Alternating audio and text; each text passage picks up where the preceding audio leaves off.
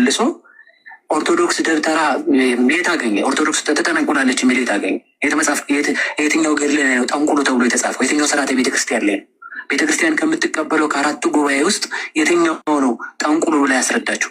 የትኛው ነው ደብተራ ማለት ደግሞ ጠንቋይ ነው የሚለው? መጀመሪያ ቋንቋ መማር ይቀድማል። ፊደል ላልተማረ ሰው ንባብ አናስተምርም። ሀሁን መማር በደንብ ጠንቅቆ ማለት ነው። እና እንደዛ ነው። አንዱ ቀጥል ዳጊ ተመልሶ ወርዷል። ዳጊን እንስበዋለን። ከዛ እና ለሰናይ ለቅሞ ስጣቸው እናስተናግዳለን። ስድቡን ካረመ እናስተናግደዋለን። ካላረመ ግን እዚህ ጋር መጀመሪያ የተናገራትን ደብተራም ተርጉሞልን የሚሄድ ከሆነ ደብተራ አመጣጥ መነሻውን እንዴት እንደሆነ እንዴት ስኬት ሰላም ለእናንተ ነበርክ። ገና እንደገባው ነበርክ። እኔ እንደገባው አስወራ ከኔ ጋር ሲወያዩ ነበር። አልነበርኩም። ወይኔ ብትኖር ማንቁርታቸውን አንቄ እኮ አልኩህ እኮ። ለምን እኔ የአጥማቂ ተከታይ ነኝ። ሲጀመርም 5 ዓመት ሆኖኛል። እሳቸው ገና ሊቀ ሊቃውንት። በነገራችን ላይ አባ ገብረ ኪዳንና ይህንን ሹመት የሰጡት ማህበረ ቅዱሳን ናቸው። እንዴ እነዚህ እኮ ዓለማዊ ትምህርት እኮ ነው የተማሩት። ታውቃለህ? ባለፈው ፎቶቸውን ለጥፈን አንድ የማህበረ ቅዱሳን ቤተ ክህነት ግቡና መልስ ስጡን ስንል ሲጀምርም ሚስጥራዊ ሴራ ነው የተሰራው። እነዚህ ሰዎች ማለት ነው። ሲጀመርም እንዲህ አይነት ደፍተራ ብሎ ደግሞ ቻርጂቢቲና ጎግል ላይ ሰርች አድርግ ይወጣልሃል አላለም? ሲጀመርም መናፍቅ ተብያለሁ፣ ሙስሊምም ተብያለሁ። ስለዚህ እንቀጥላለን። እኔ ጽፌልህ ነበር አልመለስክልኝም። አላየሁትም። እኔ ቢዚ ነበርኩ። ዛሬም ራሱ ለመክፈት አላሰብኩም። ግን በቃ በዚህ ጉዳይ ላይ በነገራችን ላይ ቃል እገባልሃለሁ ከዚህ በኋላ 5 ዓመት ታግያለሁ ቲክቶክ ላይ ሊቃውንት ጥሩልኝ ብዬ ዛሬ አገኘው ብዬ እነዚህን አባት ሳገኝ ግን የሰጡኝ መልስ ሲጀመርም እግዚአብሔር ምስክሬ ነው የተማረ ፕሮቴስታንት ይሻለኛል ከነዚህ አባት እና ገብረስላሴን አስገባው። አንዴ መድሎታ አሜንን አስገባው። እኛ ግን እነጋገራለን። መድሎታ አሜን ናግባ አንኮ ገብቼ ነበረ። ስኬት የሚገርም እኔ እያየው ነበር እኮ እንደገባው ግን ሼር ተደርጎልህ መሰለኝ ይገባ። ሼር አድርገው ነው። እና በጣም ይዋሻሉ። የሚዋሹት ገድሉ የሚናገረውን ደብቀው ገድሉ የማይለውን ይላል እያሉ ይዋሻሉ። ያው እንግዲህ አንቱ እየልባላቸው መምህር ነው ቤተክርስቲያኒቱ በጣም ይዋሻሉ ማለት ነው። እኔ ገድሉ የሁለቱም አለኝ። ሁለቱም ስላለኝ ዋሽተዋል ከመምህሩ ጋር አገናኙ ብዬ ስል ያው እንግዲህ በስድብ ገና በመግቢያ ላይ መሰዳደብ ጀመሩ ማለት ነው። እና እሱ የኦርቶዶክስ ደብተራዎች ወሬ እንጂ እኔ አይደለም። እኔ አሁን ዋናው ሀሳቡ ላይ እናውራ ብዬ አልኩኝ እና ሚዩት ያደርጉኛል። ከዛ አስወረዱኝ ሁለቴ ማለት ነው።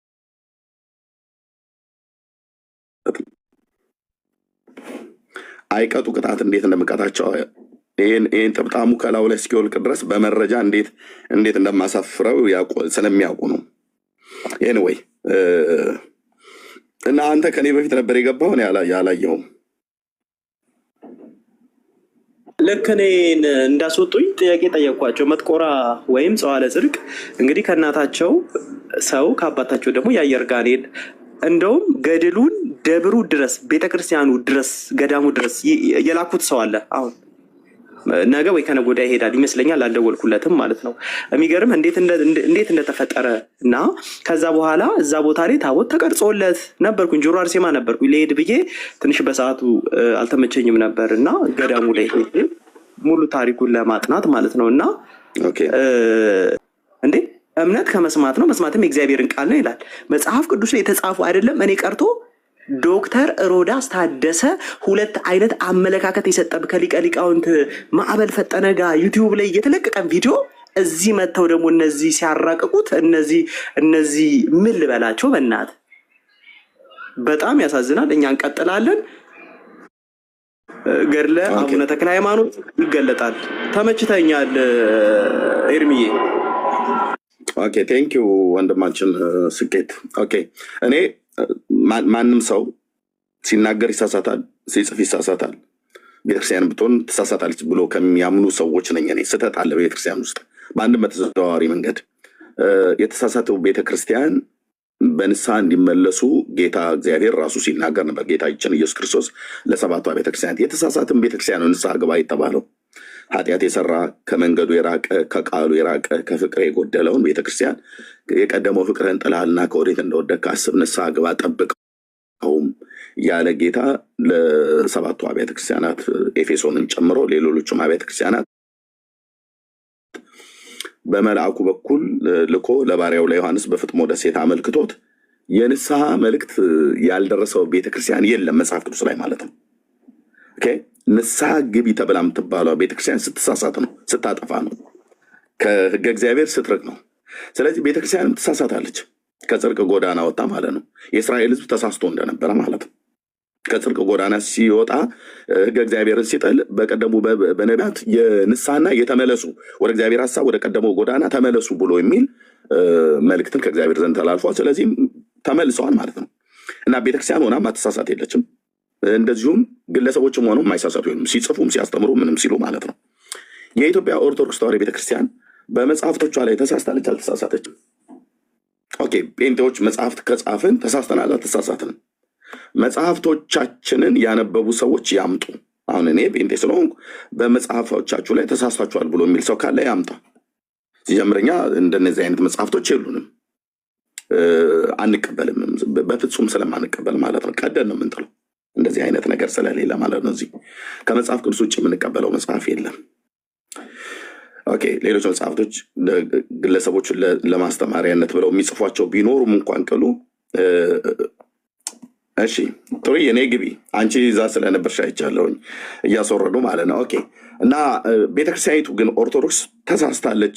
እዛው በውስጥ እያለን የነገርናት ስህተቷን አላርምም ብላ ግን ከወጣች በኋላ ግን መሳሳቷን ኦፊሻሊ በአደባባይ ላይ መጽሐፍቶቻችን ጥራት ይጎላቸዋል ብለው ብፁዕነታቸው ባስተላለፉት መልእክት ላይ 10 ዓመት ከ10 ዓመት በላይ የደከምኩበት አገልግሎት ስለሆነ ኦኬ ቤተክርስቲያን ቢያንስ መሳሳቷን አውቃለች ማለት ነው።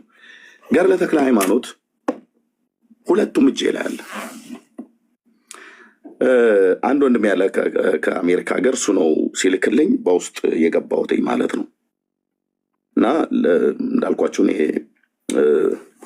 ጎረምሳ ልጅ ጌታ ስለሰጠኝ ሚስቴ በቅርብ ስለወለደች ከእሷ ጋር ነው ቆይታ የማደርገው። ጠዋት ነው እንደ ድንገት ግን ሲልክልኝ በጣም ሲዋሹ አላስቻለኝም። ቆይ እሰጥሃለሁ እሺ ብሩክ እና ገድሉ ላይ የሚለውና እሳቸው የሚሉት ፈጽሞ ሰማይ ከምድር እንደሚርቅ ቀጥ እያሳያቸዋለሁ። እሺ ብሩክ አንድ ቁጥር ስለጻፍ ግል አስቀድመ ብዬ ነው። ብሩክ ማይክን ክፈትና ወር አንድ ቁጥር እየጻፍክ ነው። እሺ ሰላም ናቸው። ጥያቄ መጠየቅ ይቻላል? እዛ ነበርክ?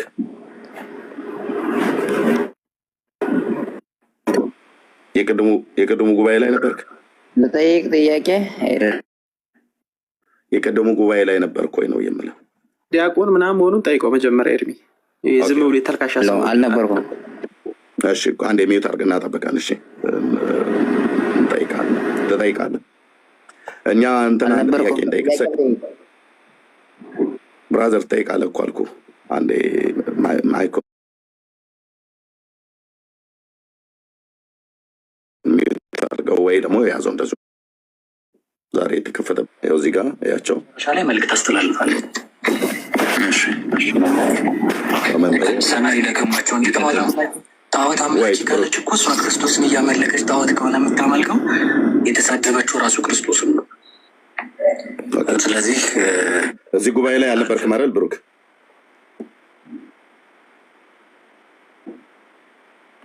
ብሩክ እያወራሁት ማትበለኝ ካልሆነ ታች ትወርዳለህ።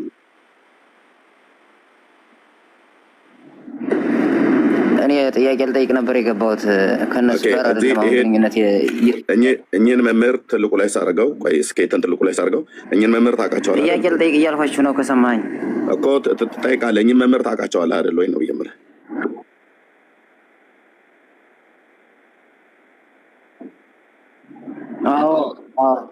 እሺ እኚህን መምህር ካወቃቸው ቴንኪው። እሺ እሳቸው ሰይጣን ይጠመቃል ሰይጣን አይጠመቅም እያሉ ነው። ቤተክርስቲያኒቱ ደግሞ ሰይጣን ይጠመቃል እያለች ነው።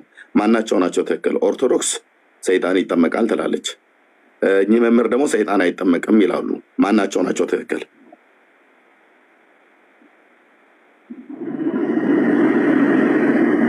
ኦኬ ከእናንተ አሁን ከ47 ዶሚኔሽን የትኛው ነው ትክክል?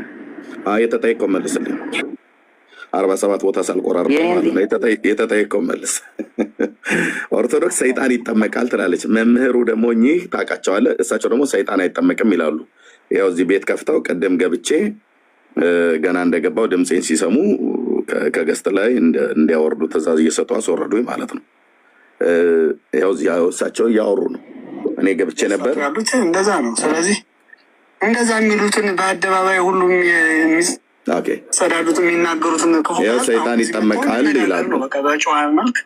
ሰይጣን ይጠመቃል ይላሉ። አንተም እንደውም ለምትለው ብሩክ፣ ከዛ ያንተን ጥያቄ ጠይቃለህ። ይህን መልስልኝ ነው።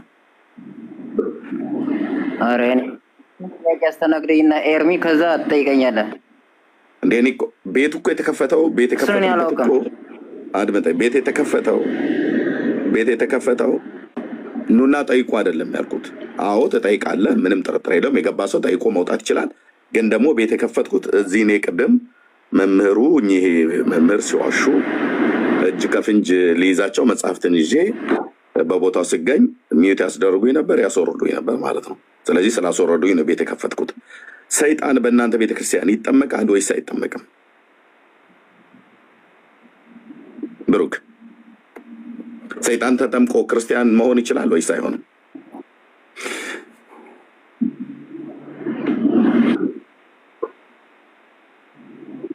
እሺ ሚዩት አድርግና እኔ አላውቅም አልኩ በአማርኛ። በቃ እሺ ሚዩት አድርግና ተቀመጥ። ኤርሚ እንኳን ደህና መጣ።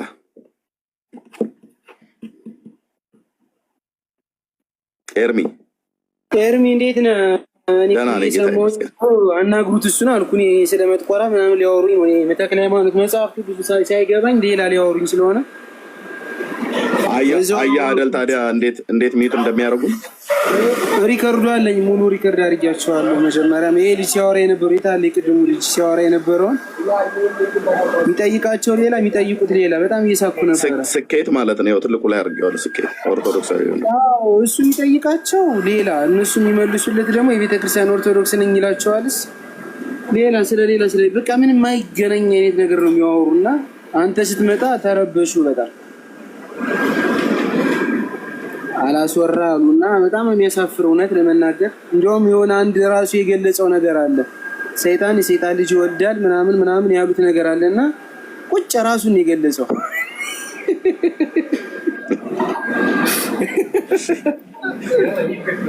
አይ እግዚአብሔር ይመስገን። አሁን እንኳን በፒክቸር ላይ የምታዩት ሰውዬ መምህር ነው። ሲጀምር ጠንቋይ ነው። ጠንቋይ ማለት ደብተራ መተተኛ ማለት ነው። የጉባኤ ቤት መምህር ነው። አስወርዶ በእናትህ ልክ ነው። ብሩክ የጉባኤ ቤት መምህር ነው። የጉባኤ ቤት መምህር ናቸው። የጉባኤ ቤት መምህሮች አብዛኞቹ እውነቱን ልንገራችሁ ጠንቋዮች መሆናቸውን የኢትዮጵያ ኦርቶዶክስ ተዋሕዶ ቤተክርስቲያን ልጅ የነበረ አንድ ልጅ ጎንደር ጉባኤ ቤት ከፍተው ባህር ዳር ጥንቆላ ቤት እንደሚከፍቱ መረጃው አለን። መረጃው ኤቪደንስ ማለት ነው። ጎንደር ጉባኤ ቤት ከፍቶ ባህር ዳር ላይ ደግሞ አይመርኩክ እያለ ሲተበተብ የሚውል ኦርቶዶክስ ተዋሕዶ ቤተክርስቲያን የጠንቋዮችና የደብተራዎች መሰብሰቢያ ነች ብለን ስንል በቤቷ አድገን ስርዓቷንም በሚገባ አውቀን ነው የምንናገረው፣ በአንድም በተዘዋዋሪ መንገድ ማለት ነው። ስም ለማጥፋት አይደለም። እና ለምንድን ነው የዋሹት መምህሩ? እሳቸው ባሉበት ነው የገባሁትኝ። ሶሪ ቆይ አንዴ፣ እሳቸው ባሉበት ነው የገባሁትኝ። አቅም ካላቸው ጥሯቸውና እስቲ እዚህ ይምጡና ገድለ ተክለ ሃይማኖት ላይ ሰይጣን አልተጠመቀም ብለዋል። ኦርቶዶክስ ተዋሕዶ ቤተክርስቲያን ደግሞ ሰይጣን ተጠምቋል ብላለች። ባይዘው የኦርቶዶክስ አማኞች በጣም እየበዙ ሄዱት ሰይጣንን እያጠመቁ ነው። ቤተክርስቲያኒቱ ባስተማረችው ትምህርት መሰረት አብዛኛው ሰው ይመስላል እንጂ ምናልባት ከሰይጣንነት ወደ ሰውነት ኮንቨርት የተደረገ ነው ብለን እንድንል ያስገድደናል። ምክንያቱም በገድለ ተክለ ሃይማኖት ላይ ብቻ ሳይሆን ጽዋ ለጽድቅ የተባለው መጥቆራ የተባለው ደነባ ወረዳ ላይ እኔ ሰው ልኬ ነው ያረጋገጥኩት። ወንድሞች እናቶች ቪዲዮ ሁሉ አለኝ። ሰው ልኬ ማለት ነው።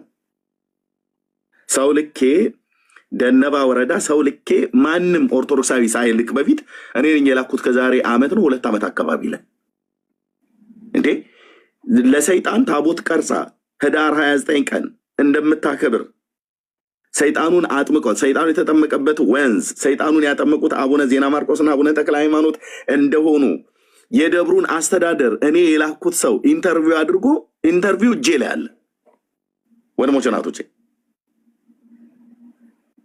ከዛ በኋላ ነው እንደውም በጣም ብዙ ሰው መሄድ የጀመረው እኔ አደባባይ ላይ ሳሰጣው ማለት ነው። ኦርቶዶክስ ሰይጣንን ራሱ አጥምቃ ክርስቲያን አደረኩት ብላ የምትል ቤተክርስቲያን ናት። የዚህን ያህል ውድቀት ነው የወደቀችው። ላትነሳ ነው በአፍጢሟ የወደቀችው ኦርቶዶክስ ማለት ነው። ላትነሳ እኮ አልኳቸው ወንድሞቼ እናቶቼ። አሁን ይሄ እዚህ አሁን የተቀመጠው ይሄ ቀጣፊ መምህር ይሄ ማለት ነው የጉባኤ ቤት መምህር ነው፣ ሊቀ ሊቃውንት ማለት ነው። ቀጣፊ መተተኛ ጠንቋይ መምህር እንዴት እንዳዋሸ ላሳያችሁ። አይዞህ በግብራቸው ነው የምንጠራቸው። ኦኬ አይመራው አይመር ኩኪ ብሎ የሚል ማለት ነው። ገድለ ተክለ ሃይማኖት ላይ ሰይጣን እንዴት እንደተጠመቀ ላሳያችሁ። ቤቴን የሞላው የቤተክርስቲያኒቱ መጽሐፍት ነው። እሺ እኔ ጋር መታ አታጭበረብርም። ቤቴን የሞላው እኮ አልኩህ። ወደ ላይ ወደዚህ ጎንበስ ስትል መሬት ላይ እዚህ ጋር ብትፈልግ ምናምን ነገር በሙሉ ብታገኘው ማለት ነው። እግሬ ስር እንደ ጉዝጓዝ ጎዝጉዤ ያስቀመጥኳቸው የቤተክርስቲያኒቱ መጽሐፍቶች ናቸው። ይኸው ገድለ ተክለ ሃይማኖት እዩ 51ኛው ምዕራፍ ላይ ማለት ነው። 2 እትም ነው ያለኝ። የገዳሙ የደብረ ሊባኖስ እትም አለ፣ ይሄኛው እትም አለ። ከዚህም በኋላ ያው አባታቸው ይላል። አባታችን ብዬ እኔ ስለማልጠራው ተክለ ሃይማኖት የኔ አባት ሊሆን ስለማይችል ማለት ነው። ያው ኢትዮጵያዊ ሰው ነው። በኢትዮጵያዊ ሰውነቱ አባት ተብሎ ቢባል ችግር የለውም። የነበረበትም ዘመን በአፄ ገብረ መስቀል ዘመን ይመስለኛል። ምንም ችግር የለውም። የቡልጋ ተወላጅ ነው። ሪል የነበረ ሰው ነው። ኦኬ ከዚህም በኋላ አባታቸው ተክለ ሃይማኖት በባህሩ ሲመላለስ አንድ ቀን በባህር ዳር ተቀምጦ ሳለ ሰይጣን ዛሩ ከባህሩ ውስጥ ወጣ ይላል። ከባህር ውስጥ የወጣው ማን ነው? ኤርሚ ማይኩን ክፈት ሲያንተን ጠይቀ። ከባህር ውስጥ የወጣው ማን ነው? ሰይጣን ነው ያለ። አዎ ይኸው የሚለው ነው እዚህ። አንዴ ቆይ መብራት ላብራላችሁ። ኤርሚ ግን አንድ ጥያቄ ልጠይቅ። እኔ እንትን የምፈልገው ስለ ወንጌል ነው። አሁን ይሄ ምንም የሚጠቅም ነገርም የለው። ኖ ወይት ይፈለጋል። አዎ በደንብ እንጂ። እሺ ይሄ ምንድነው ብሎ የሚለው? በየሀገሩ ሲመላለስ አንድ ቀን በባህር ዳር ተቀምጦ ሳለ ሰይጣን ዛሩ ከባህሩ ውስጥ ወጣ ይላል አይደል? ምኑን የወጣው ከባህር ውስጥ? ሰይጣኑ ነው። እሺ ሰይጣኑም ይላል አይደል? ቀጥሎ ይታያል አይደል? ካሜራ ከፍቼ ነው የማነበው። አዎ እያየሁት ነው። ሰይጣኑም የአባታችንን ደቀ መዝሙር ያዘው ይላል አይደል? በዳንኤል እሳቸው ግን ብሎ የሚሉት ሰውየውን ያዘ እኮ ነው ብሎ የሚሉት። ይሄ ልጅ እኮ ነግሯቸዋልኝ። ማን ነው የሚባለው ልጅ? ቅድም የወጣው ልጅ ስኬት እኮ እየነገራቸው እኮ ነው፣ ግልጽ አድርጎ እያብራራላቸው። ግን እሱ ከታች ይሰድቡታል፣ ከላይ ሚዩት ያደርጉታል ምናምን እና በቃ ይሄ ልጅ ምናምን ብሎ አጀንዳን የፈጠሩበት እና ዝም ብዬ ነበር ሲያዳምጣቸው ነበር። እሺ ልብ በል አሁን፣ ቆይ አሁን ልብ በል።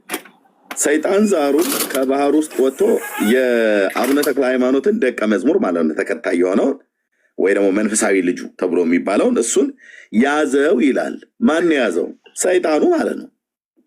ከዛስ አንተ እርኩስ መንፈስ ከልጄ ውጣ እያለ በመስቀል ምልክት በላዩ አማተበበት ይላል። ኦኬ የአቡነ ተክለ ሃይማኖትን ደቀ መዝሙር የሆነን ሰው የያዘው ማን ነው? ኤርሚያውን እዚህ ላላችሁ በሙሉ 300 ሰው ቢሃይንድ ባይ ሆናችሁ ደግሞ ተደብቃችሁ ሰሙ በጣም ብዙ ሰው ማለት ነው። የአቡነ ተክለ ሃይማኖትን ደቀ መዝሙር የሆነውን ልጄ ብሎ ያለውን ደቀ መዝሙር የሆነውን የያዘው ማን ነው? ሰይጣኑ። አቡነ ተክለ ሃይማኖት ያማተበበት ምኑ ላይ ነው? ሰይጣኑ ላይ። ይሄ ጠንቋይ ግን ይዋሻል። እዚህ ፒክቸሩ ላይ የምታዩት ሰው ማለት ነው። ይሄ በእንዲህ አይነት ጠንቋይ ኦርቶዶክስን ሊከላከል ማለት ነው። እንዴት አፈርደቼ እንደማስግጠው በመረጃ ያቅ ነበረ። ለዚህ ነው ያስወረዱ። ገና ስገባ ድምፄን ሲሰሙ ያውቃሉ። ድምፄን ገና ሲሰሙ ማለት ነው። ሰጦተ እኮ ነው ሌላ ነገር እንዳያወሩ እሱላችሁ የገድሉ አርበኛ መጥቶላል ከእሱ ጋር አውራ እኔ ሄዱት አልኩት። እንደዛ ብለህ ስለወጣህ ነው አንተም የገድሉ አርበኛ እሱላችሁ። ስለ ገድልማ እኮ ራሳቸው ደፍረው አያወሩህም እኮ እውነት ለመናገር ገድል የተባለውን በቃ ጭራሹኑ ከአንተ ጋር ማውራት አይፈልጉም። ምክንያቱም አይፈልጉበት ምክንያት በደንብ እንደምታውቀው እንደምታነበው ያውቃሉ። ታውቀዋለህ። በቃ አሁን እነሱን ዛሬ ቁመው እኛን ያጭበርብሩን ማናውቀውን አንብበና እንደዚህ በለና ውሸታችሁ እያሉ ኦርቶዶክስ ከሆንክ እነሱ በወንትን ዳዊት ጀምሮ እንደተማረ ሰው እኛ ምዕመናን እያለ እየነገረው ተፈጸመም እየነገረው ነበር። እኛ ምዕመናን እያለው ስለዚህ ሁሉ ነገር ማወቅ አለብን። ቁርባን የሚሰጥ ማን ነው? ቄሱ ነው የሚሰጥ? ካህኑ? ምን አይነት ጥያቄ ነው? ማይመጣ ነገር ነው ሲያወሩ የነበርና እኔ ዝም ብዬ ሪከርድ እያደረኳቸው ልላክልህ። ሪከርዱ እኮ አለ ጠቅላላ ላክልኝ ፕሊዝ። የዋሹበትን ከስኬት ጋር ያወሩትንም ላክልኝ። የእውነት ማለት ነው። አሁን በዚህ ነው ያልክ። በቃ ማስተካከል ነው ያለባት ኦርቶዶክስ። መታረም ያለበትን መታረም ነው ያለበት። ከስኬት መሀሉ ላይ ነው ሪከርድ ማድረግ የጀመርኩና ምናልባት ከተሰማ ልላክልህ። ላክልኝ ዋትሳፕ ላይ በውስጥ መስመር። እሺ ስኬት ማነው ሳትኖር? እሺ እንኳን ደህና መጣህ፣ እንኳን ደህና መጣህ። አንተ በለኝ ስላልከኝ ማለት ነው። የቅዳሴ መምህር ናቸው ግን አንተ በለኝ ብለዋል። እሺ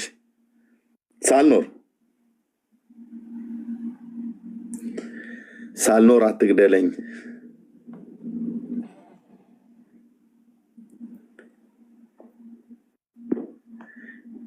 ሚዩት ነህ ሳልኖር።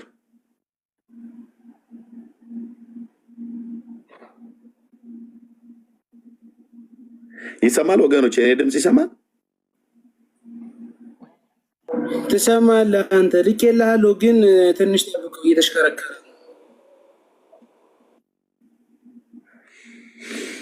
እሺ ኔትወርክ ነው ማለት ነው። እሺ ስኬት እሺ ይቀጥል።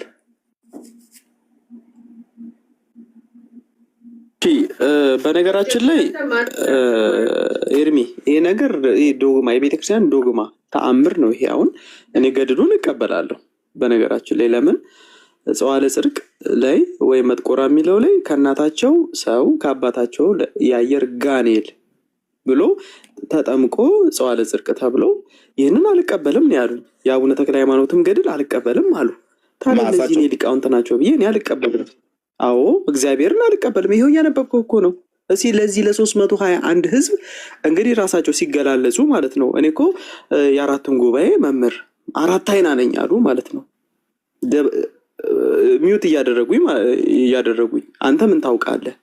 እንግዲህ አራት አይና ተብሎ በዚህን ያልክ ገድል አለመቀበል ማለት እኔ ቤተ ክህነት ነው የምሄደው። በነገራችን ላይ ሪከርድ አለኝ ገና አቀጣጥለዋለሁ ማለት ነው። በዚህ ጉዳይ ላይ እንደዚህ እኔ በጣም ነበር ገድሉን አልቀበልም አሉ። አንተ ስጠይቃቸው የሚል የለም። አዎ የሚል የለም። ሪከርዱ የለም። እስቲ ለዚህ ህዝብ ሪከርዱ አለኛው የቀረስኩት አለኝ። ማሰማት ትችላለህ? ሌላ ስልክ አለ? አንድ ስልክ ነው ያለኝ። እልክልሃለሁ። ገስት ላይ ከተቀመጡት ጋር ከማን ጋር እንትን አለ? የኔን የዋትሳፕ ቁጥር እንዲሰጡህ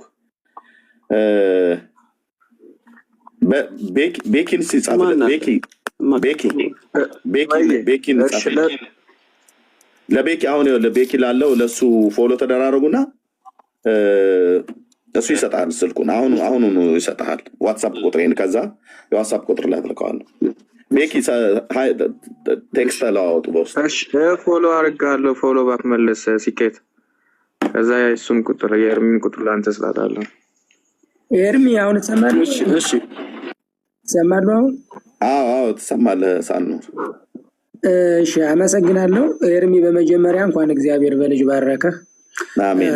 በነገራችን ላይ እኔ እውነት ለመናገር እንደው ከዚህ ቀደም እንደማንኛውም ሰው ያልሰማሁም እንዴ ቤት ዘግቶ ነው የሚያወራ። ኧረ ቆይ አንዴ ሳልኖር ቆይ ያወራናል እንዴ። የምስራች እያወራችሁ እኮ ነው። ኤርሚ ጌታ ሚስቴር ጉዞ ነበረች እኮ ስናገር አልሰማህም? በሰላም ወለደች ሚስቴ። ወልዳለኛለች እኮ አላልከኝም? በውስጥ አልነገርኩም። በባለፈው መጥቼ በወለደች ቀን አኩርፈኝ። አይ አይደለም ላይ ብላ አጠቃላይ ስለተናገርኩ ነው እንጂ ለማንም በውስጥ እንኳን ደስ አለ። እግዚአብሔር በጣም ደስ ብሎኛል። ቴንኪው ወንድሜ፣ ቴንኪው። ጌታ እግዚአብሔር ይባረክ። ጌታ ኢየሱስ ክርስቶስ አምላኬ መልካም ነገር አድርጓል በቤቴ። ሚስቴን በሰላም ወልዳለች። የልጄም ጤንነት የሚስቴም ጤንነት በጣም የተጠበቀ ነው።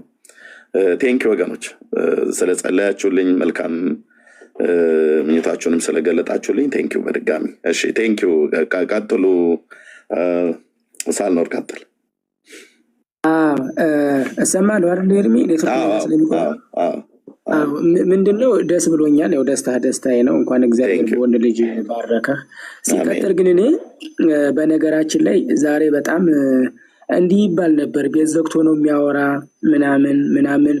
ይህንን የሐሰት ትርክት ነው ዛሬ የሰበርከው። በነገራችን ላይ እኔ በጣም ነው የተገረምኩኝ። ምን መሰለህ ክርስትና፣ እኔ ዛሬ ላይ በቃ ክርስትና በጥቅሉ በቃ አሁን ላይ እኔ ጥርጣሬ ነው የገባብኝ። ለምን መሰለህ? የመጀመሪያው እነሱ ናቸው። የማትጠራበትን ስም ያውቁሃል። ሰው እንዴት በዚህ ልክ ሰው ራሱን ያሸፋል? አሁን እውቀቱን እንትሆ ምንም እውቀት ላይ አይደለም። ስብዕና የሌለው ክርስትና መዳረሻው የት ነው? ስም ይታወቃል፣ የሾርኔ ስም እንደሆነ። መከባበሩ እንደው የት ላይ ሄደ? በዛ ልክ ሰውን ምንም አላልክም አንተ ገባ 3-4 ጻፍክ አንተ ከገባ በኋላ ሚውት ያደርጉሃል። ለስድብ የሚሳደቡ በጣም ከሰይፍ የፈጠኑ ልጆች አሉ፣ ተሳዳቢዎች ቁጭ ያሉ ከሳቸው ቀጥሎና በጣም ያስገረመኝም የተደነኩበትም ክርስትና ማለትም በዚህ ልክ ስነ ምግባር ከሌ የለም። በቃ ክርስትና በጥቅሉ በጣም ከባድ ውስጥ ነው የገባ። ምክንያቱም ፍቅር የለም። አሁን አንተን ዛሬ ቢችሉ በፍቅር ይዘው ቤት ዘግቶ ነው የሚያወራ ከማለት አይ ከዛ አንጻር ነው ብሎ ማስተማር ነው። ሚውት እያደረጉ ማስወጣት ነው የሚጠቅመውና እኔ በጥቅሉ ዛሬ ላይ ክርስትና በራሱ እኔ አሁን ላይ በጣም ጥያቄ ውስጥ ገብቶብኛል። ለምን ሰው እንዴት በክብር አያወራም? ስለ አንድ ጌታ እየመሰከረ ስለ እውነት እየተነገረ አንድ ማዕድ ክርስቶስ ነው፣ ራሳችን ነው እሱ። ፍቅራችን የት ጋ ነው ያለውና ትንሽ አስገርሞኛል። ግን አንተ በቃ መጽሐፍህን ይዘመታል። እኔም ብትጠይቀኝ ሰይጣን ይጠመቃል ስለኝ ሰይጣን አይጠመቅም። ምክንያቱም አጥንት የለውም እሱ መንፈስ ነው፣ አለቀ።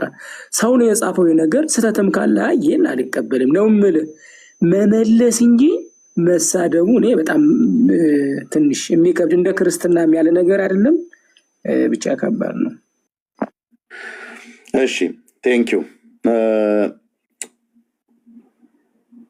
ምንድነው ማለት የሚቻለው? ኤንዌይ ኦርቶዶክሳውያን እኔ ቤተክርስቲያኒቱን ነው የምናገረው። ቤተክርስቲያኒቱ አጠቃላይ ስለሚሰሙ ማለት ነው ከላይ እስከታች እሳቸውም ያቁኛል። አሁን የተባሉት አርፈ ተቀመጥ ብሩክ ካልሆነ ታይ ትወርዳለሽ።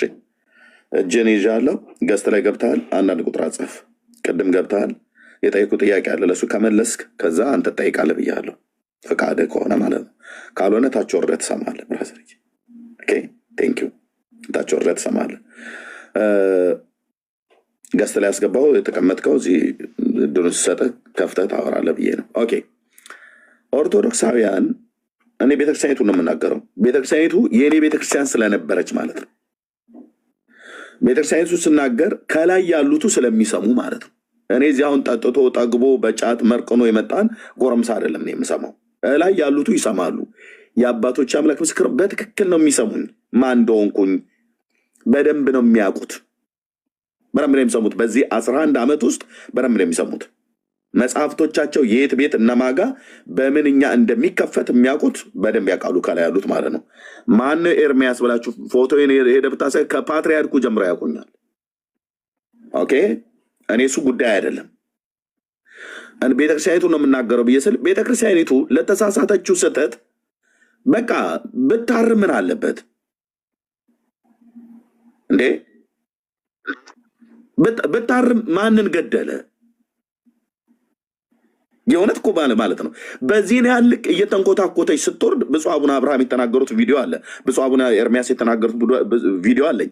ብፁዕ አቡነ ማርቆስ የተናገሩት ቪዲዮ አለ። በተለይ ብፁዕ አቡነ አብርሃም የተናገሩት ንግግር በዚህን ያህል ልክ ቤተክርስቲያን እኔ የእውነት ሰው ወደ ጌታ ቢመጣ ወደ ክርስቶስ ቢመጣ ደስታዬ ወደር የለውም። ኦኬ እዛው ኦርቶዶክስ ውስጥ ሆኖ ግን ወደ ጌታ እንዲመጣ ማለት ነው፣ ወደ ጌታ ትምህርት እንዲመጣ።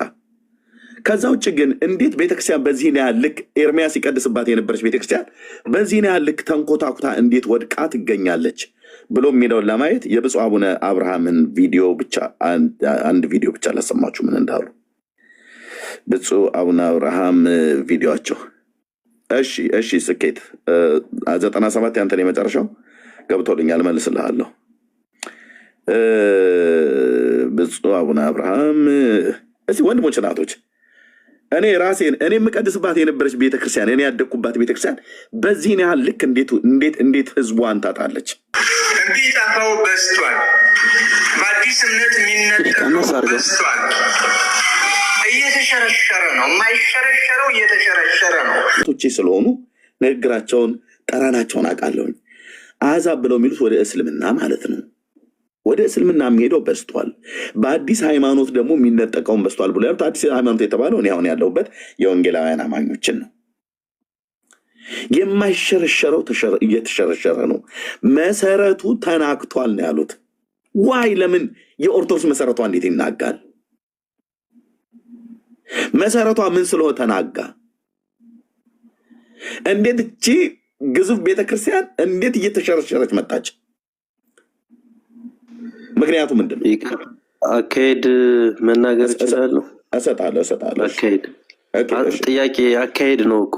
ኦኬ እሺ፣ አካሄድሽ ጋው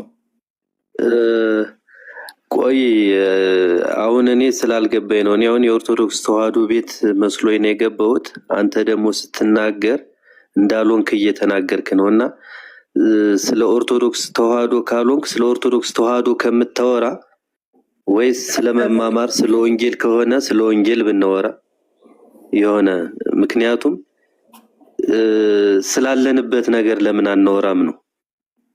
ከወጣህ አንተውን ስለ ኦርቶዶክስ ቤት ሳይሆን ማውራት ያለብህ አንተውን ስላመንክበት እምነት ነው መናገር ያለብህ።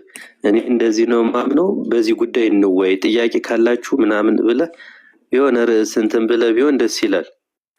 የወጣህበትን ቤት እንትን ሀሳብ መስጠት፣ ይሄን ጉዳይ መነጋገር ያለባቸው ኦርቶዶክሳውያን ናቸው ብዬ ነው። ኦኬ እሺ፣ ጥሩ አካሄድ ነው። ኤርሚም ደግሞ ማይከፍተ ነበር የሆነ ነገር ልትል ነበር። ታችሁ ነው ይስማ ብዬ እኮ ነው። ምክንያቱም አሁን ከመጣ ገና እንደ አዲስ እየሰማህ ከሆነ እኛ ብዙ የቆየ ነው ስላለን ገብቶን እየሰማን ነው እና እሱ ይሻላል። ችግር የለም። እታችም ከሚወርድ እዚህ ግልጽ እናድርግለት። ኦኬ ወንድማችን አካሄዱ ጥሩ ነው። አንተ እንደ በኢትዮጵያ ኦርቶዶክስ ቤተክርስቲያን መምህር ነው ወይ አገልጋይ ነህ? ዛማኑኤል እኔ ተገልጋይ ነኝ፣ ምዕመናን ነኝ። ምን በኢትዮጵያ ኦርቶዶክስ ተዋህዶ ቤተክርስቲያን ውስጥ ስለ ወንጌላውያን አማኞች ወይ ደግሞ በእናንተ ንግግር መናፍቃኑ ብላችሁ ስለምጠሯቸው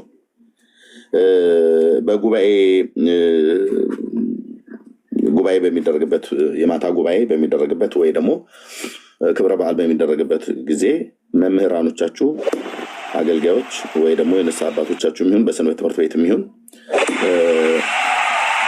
ከዚህ በሚሰበሰብበት ቦታ ላይ መናፍቃኑ እንደዚህ ሆኑ፣ መናፍቃኑ እንደዚህ ብለው፣ መናፍቃኑ እንደዚህ ያደረጉ እያላችሁ ታነሳላችሁ አይደል? ዛማኑኤል ማይኩን ክፈተው። ከወንጌል አንጻር ነው የምናነሳ ከወንጌል አንጻር አንስታችሁ ግን ጴንጤዎች ትክክል ያሉበትን ታወራላችሁ አይደል? ያው ወንጌልን የማይቀበሉት መናፍቃን ስለሆኑ ከወንጌል አለ ያለ መረጃ ሳይሆን በመረጃ ነው እኮ። ልክ ነው፣ በመረጃም ቢሆን ግን ታነሳላችሁ አይደል? አዎ፣ ግን ወንጌል ጠቅሰን ነው። ወንጌል ጠቅሳችሁ ከሆነ እናንተም ብትሉ ችግር የለውም። ወንጌል እንደዚህ ነው። እኛ ወንጌል ጠቅሰን ነው የምንለው። አካሄዱ ጥሩ ስለሆነ ማነው አካሄድ ብለህ ስላልከኝ በወንጌል ጌታችን መድኃኒታችን ኢየሱስ ክርስቶስ አጥምቁ ብሎ ሐዋርያቱን ልኳቸዋል አይደል? ዛማኑኤል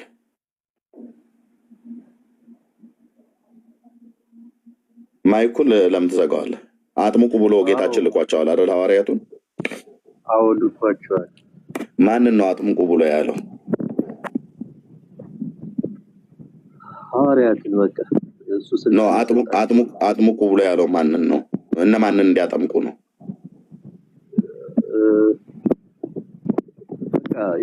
በስሜ እያጠመቃችሁ ደቀ መዛሙርት ያድርጓቸው ብሎ ወደ ዓለም ያላመኑትን እንዲያምኑ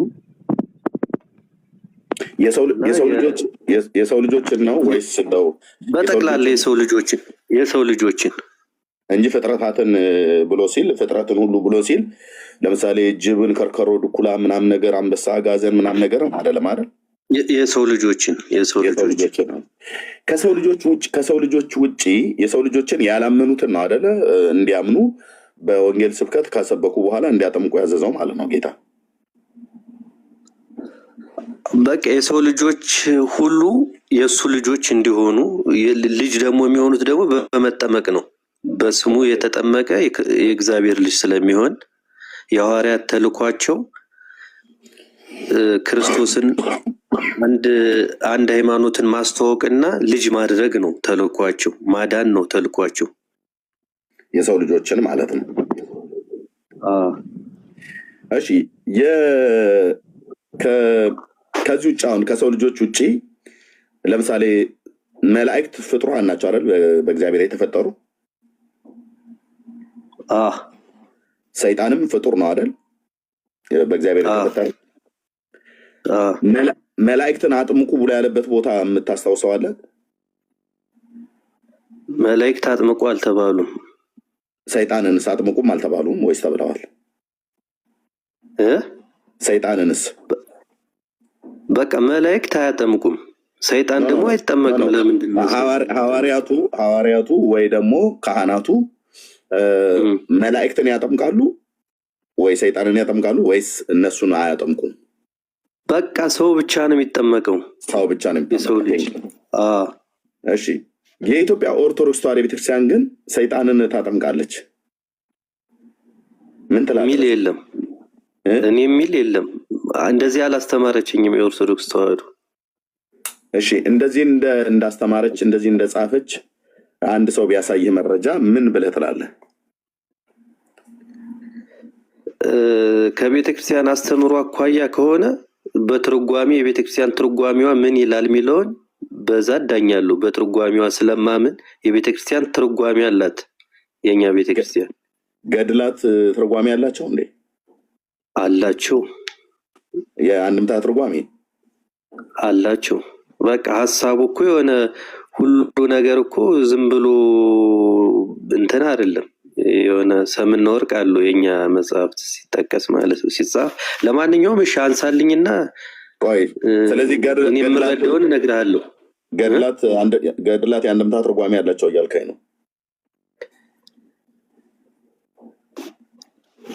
ትርጓሜ አለው ሊቃውንት ምክንያቱም ሪፈር የሚደረግ ደግሞ ገድላት ትርጓሜ ከመጽሐፍ ቅዱስ ጋር ሁሉ ሪፈር እናደርገዋለን። ምስክር መጽሐፍ የምናመሳክርበት መጽሐፍ ታለ። የአንድምታ ትርጓሜ ማለት ገብተዋል አማኑኤል? ምናልባት አማኑኤል ይቅርታ ግን ወንጌል አንድምታ አለው። ወንጌል ይሄ ገድላትም ቢሆን ከመጽሐፍ ቅዱስ ጋር ሪፈር ማድረግ ይቻላል ነው። ትርጓሜ ያለው እንደ ወንጌል ለምሳሌ አሁን አንደኛ ማስረጃ አምጣ፣ ስጠኝ ማስረጃ ስጠኝ።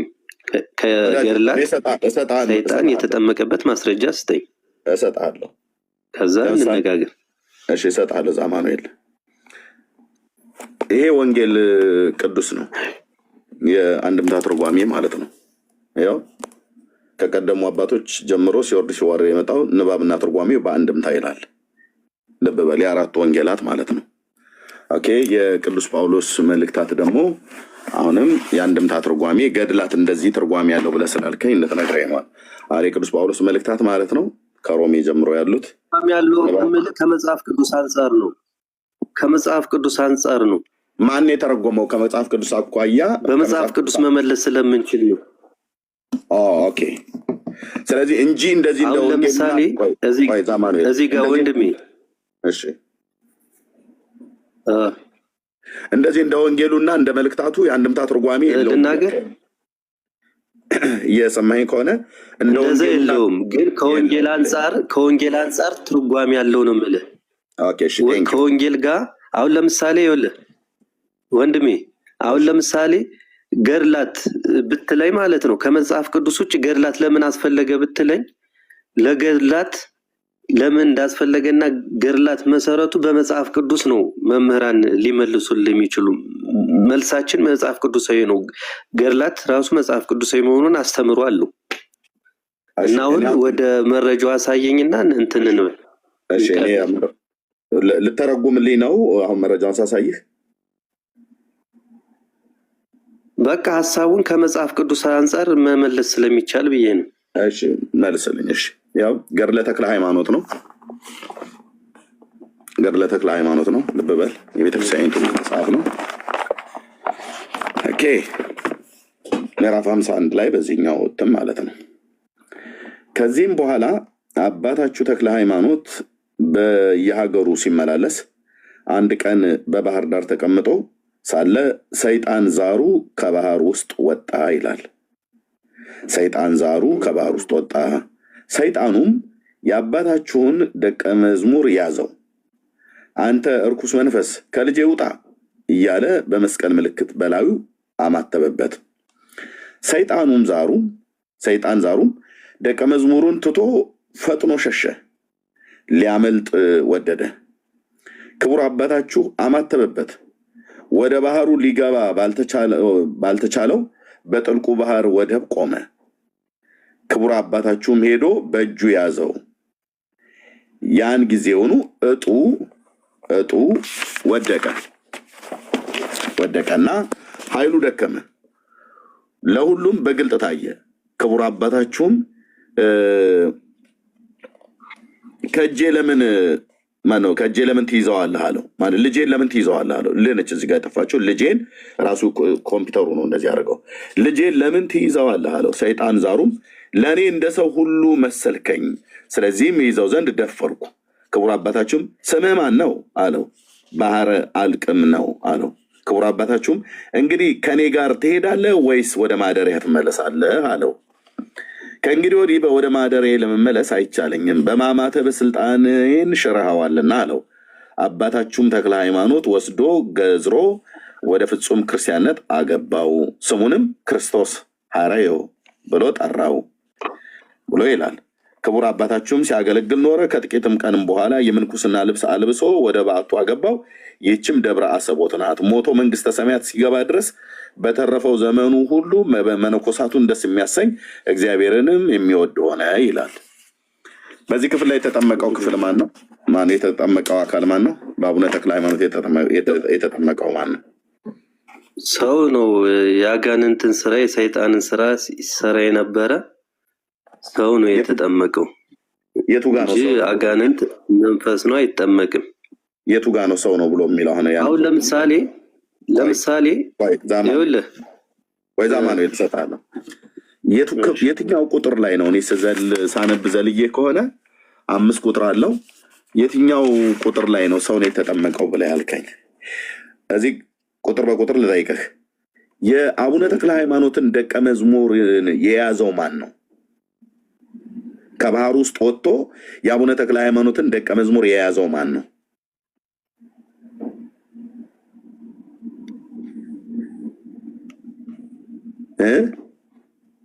የትኛው? እስኪ የአቡነ ተክለ ሃይማኖትን ደቀ መዝሙር ከባህር ውስጥ ወጥቶ የያዘው ማን ነው?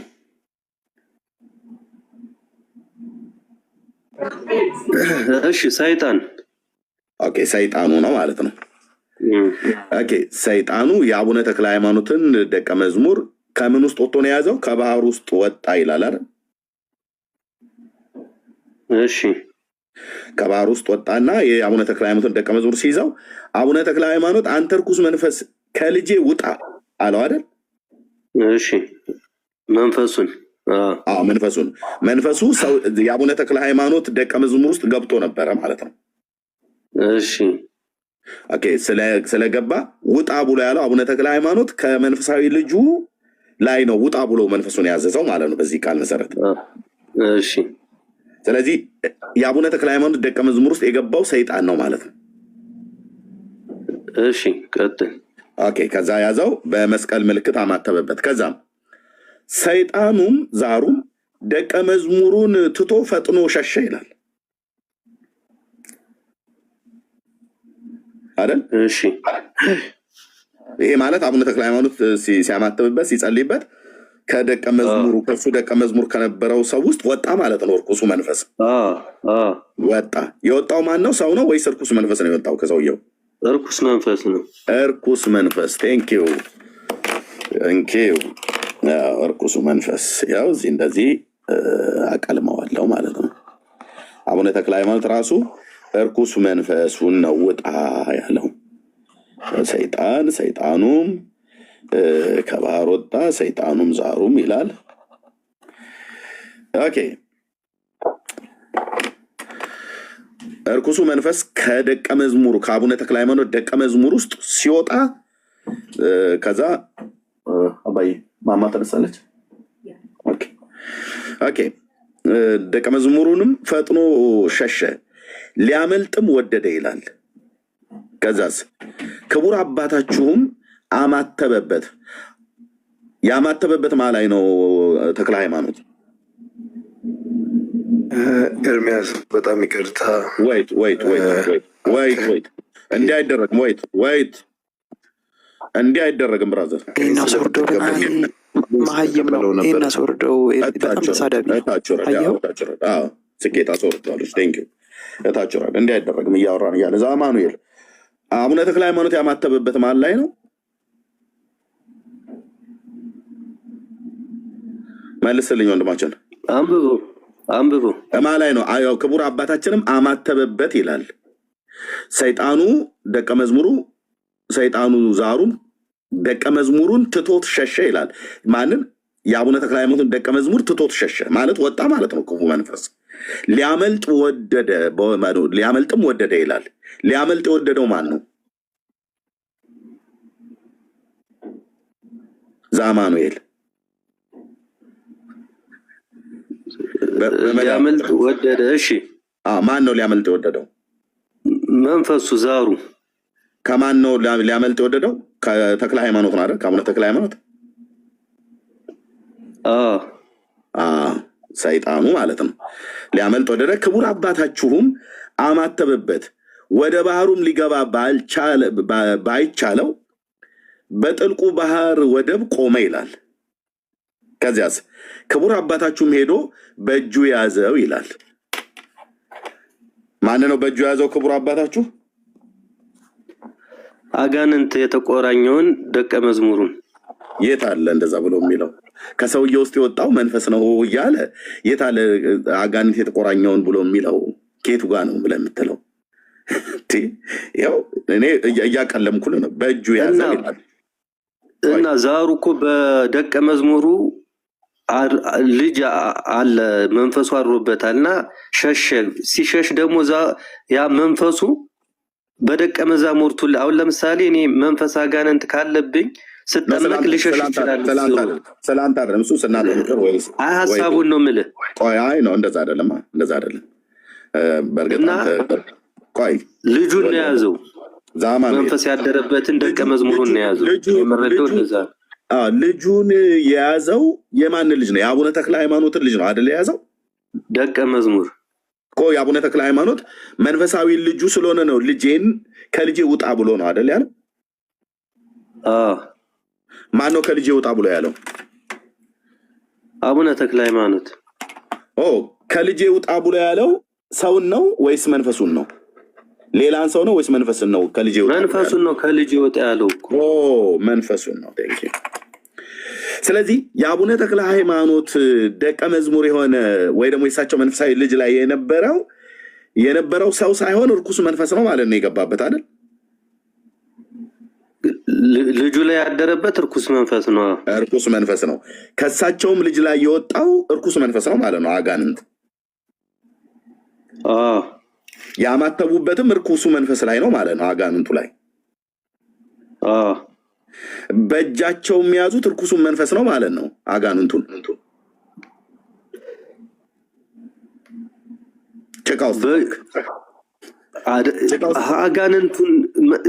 አጋንንት አያያዝና መንፈስ ነው። ልጁ መዝሙሩን ያዙት።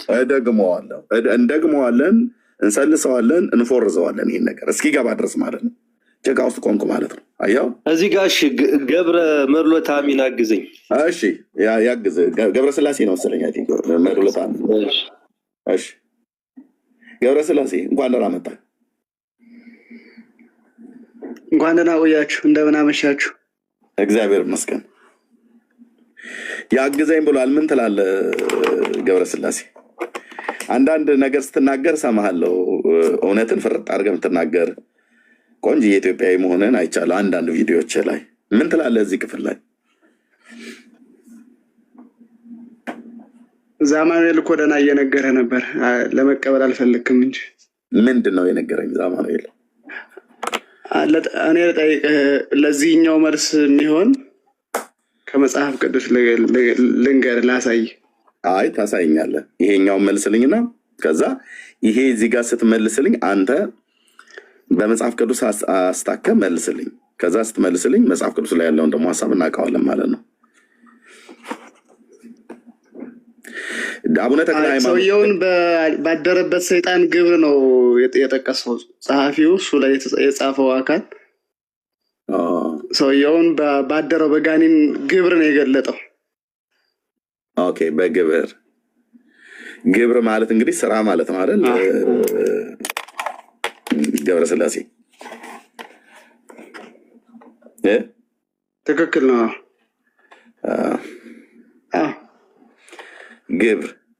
በግብር ወይ ደግሞ በስራው ነው የገለጠው። እሺ ከባህር ውስጥ ወጥቶ የአቡነ ተክለ ሃይማኖትን ደቀ መዝሙር ወይ ደግሞ በአቡነ ተክለ ሃይማኖት ንግግር ልጄ ብሎ የሚጠራውን የያዘው ማን ነው? ግብር የሰይጣን ግብር ያደረበት ሰው ነው የያዘው ወይስ ራሱ ሰይጣኑ ነው ያድሮበት የያዘው? ሰውየው እንደ ሰይጣን ግብሩ እንደ ሰይጣን የሆነ በክፋት በተንኮል ስራ ውስጥ የነበረ ስለሆነ ሰውየውን ሰይጣን ብለው ጠቀሱት። ኦኬ፣ ከባህር ውስጥ የወጣው ማን ነው? ሰይጣን ያደረበት ሰው። ኦኬ፣ ከየት ነው ያገኘው ይህንን ንግግር? ሰይጣን ያደረበት ሰው ነው ከባህር ውስጥ የወጣው ብሎ የሚለው ያነበብክልን እኮ ነው። አንተ ከምታነበው መጽሐፍ እኮ ነው የምነግርህ። ያው እንግዳው እንደዛ ከሆነ እዚህ ሰው ጋኔል ያለበት ሰው ባህር ውስጥ ነው የሚኖር ማለት ነው። ራይት ኤርሚ ልጠይቀው የነበረውን ነው። ያ በጌርጌሴኖን የመቃብር ስፍራ የነበረውን ሰው ረሳኸው? መጽሐፍ ቅዱስ ላይ ጋኔን ያደረበት ሰው አለ አይደለን? የሚኖር የነበረው ከሰው ተለይቶ እዛ በመቃብር ስፍራ ነው። ዋሻ ውስጥ እኮ ነው የሚኖረው። ታዲያ እሱ ልብ በል፣ እሱ በዋሻ ውስጥ ነው። ጌርጌሴኖ ማለት በጥብርያዶስ ባህር ማለት ነው፣ በገሊላ ባህር። ቦታውን ከፈለክ አሳይሃለሁ፣ ራሱ የሆነበት ቦታ ማለት ነው። ሎኬሽኑ ራሱ አሳይሃለሁ። እሱም ያድር የነበረው በመቃብር ስፍራ ነው። የመቃብር ቦታ ማለት ሰዎች የሚቀበሩበት መቃብር ቦታ እንጂ በባህር ውስጥ አልነበረም። በጥብርያዶስ ባህር በገሊላ ባህር ውስጥ አልነበረም የሚኖር የነበረው። ኦኬ፣ አንተ በባህር ውስጥ ብሎ ስላለ ኢመርስድ ሆኖ የነበረ ሰው ነው ብለህ ነው የተረዳኸው? ኖ ይኸው መጽሐፍ ለቴክስቱ ታማኝ መሆን አለብን አይደል? ገብረስላሴ አንተ የቤተ ክህነት ሰው ነህ። ለቴክስቱ ለጽሁፉ ታማኝ መሆን አለብህ አይደል? መጽሐፍ ቅዱስም ስታነብ በመጀመሪያ ለኮንቴክስቱ ወይ ደግሞ ለጽሁፉ ታማኝ መሆን አለብህ። አሁን ለገድሉም ለጽሁፉ እዚህ ታማኝ መሆን አለብን። ለመተርጎምም አሁን አንተ ያልከውን ለመተርጎም እዚህ በኩረ ጽሁፍ ውስጥ የሌለ ቃል ስራዋጽ አስገብተህ እኛ ስናነበው ማናገኘውን ግን በሚስጥር ነው ብለህ ልትደብቀው የምትችል አንዳች ነገር የለም። ጽሁፉ ግልጽ ነው። ከባህር ውስጥ ወጣ የተባለው ማን ነው? ሰይጣን ዛሩ ከባህሩ ውስጥ ወጣ ይላል። ኤርሚ ቅድም ጥሩ ጥያቄ ጠይቋል። እኔ ልጠይቀው የነበረው ማለት ነው ሰውየውን ነው ያስወጣው ብልሃል። ሰውየው ይኖር የነበረው ባህር ውስጥ ነበር። ኤርሚ ልወጣ ነው። አንዴ በረል ይሉናል፣ አንዴ በውሃ ውስጥ ይሉናል። ጨንቆኛል፣ ልወጣ ነው። የት ነው የምትወጣው? ና ቁጭ በል። የት ነው የምትወጣው? ፕሮግራም ዛሬ ቅዳሜ ረፍቴ ነው። ስራ ቆይቼ እና ትንሽ ረፍት ላድርግ። ጭንቅላቴን እያዙ ረፍታል። ይመልሱልን። ቆይ ገብረስላሴ ይመልስልናል። ያው ገብረስላሴ ይመልስልን። ጭጥ ነው በቃ መልስ የለም። እየተጻፈ እያነበብን እኮ ነው። የለም የለህም መልስ የለህም። አባቴ አይደለም እኔ አባ ብላችሁ የምንጸልይበትን የልጅነት መንፈስ ሰጥቶኛል። በዛ ነው የምጸልይ እኔ። ገብረስላሴ እዚህ ጋር ለምን ዝም እንዳልክ እኔ ኔትወርክ እየተቆራረጠብኝ ነው። አንደኛ፣ ሁለተኛ ነገር ደግሞ ስፔሲፊክ አድርገ ጥያቄን አልጠየቀኝማ። ከዛ ከባህር አካባቢ ይኖር እንደነበረ ነው እሱ የሚያስረዳው። አይልም ማየት አለ።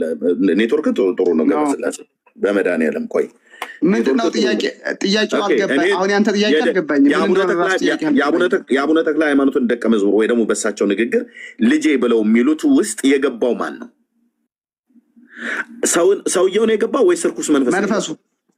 እርኩስ መንፈስ ያደረበት ሰው ነበር። ቆይ እርኩስ መንፈስ ነው የገባበት አይደል? እርኩስ መንፈስ ያደረበት ሰው ነበር። እርኩስ መንፈስ ያደረበት ሰው የሚኖረው ባህር ውስጥ ነበር። እንዴት አይነት ዳቆ ነው? እንዴት አይነት ባህር አካባቢ ይኖር ስለነበረ አይልም።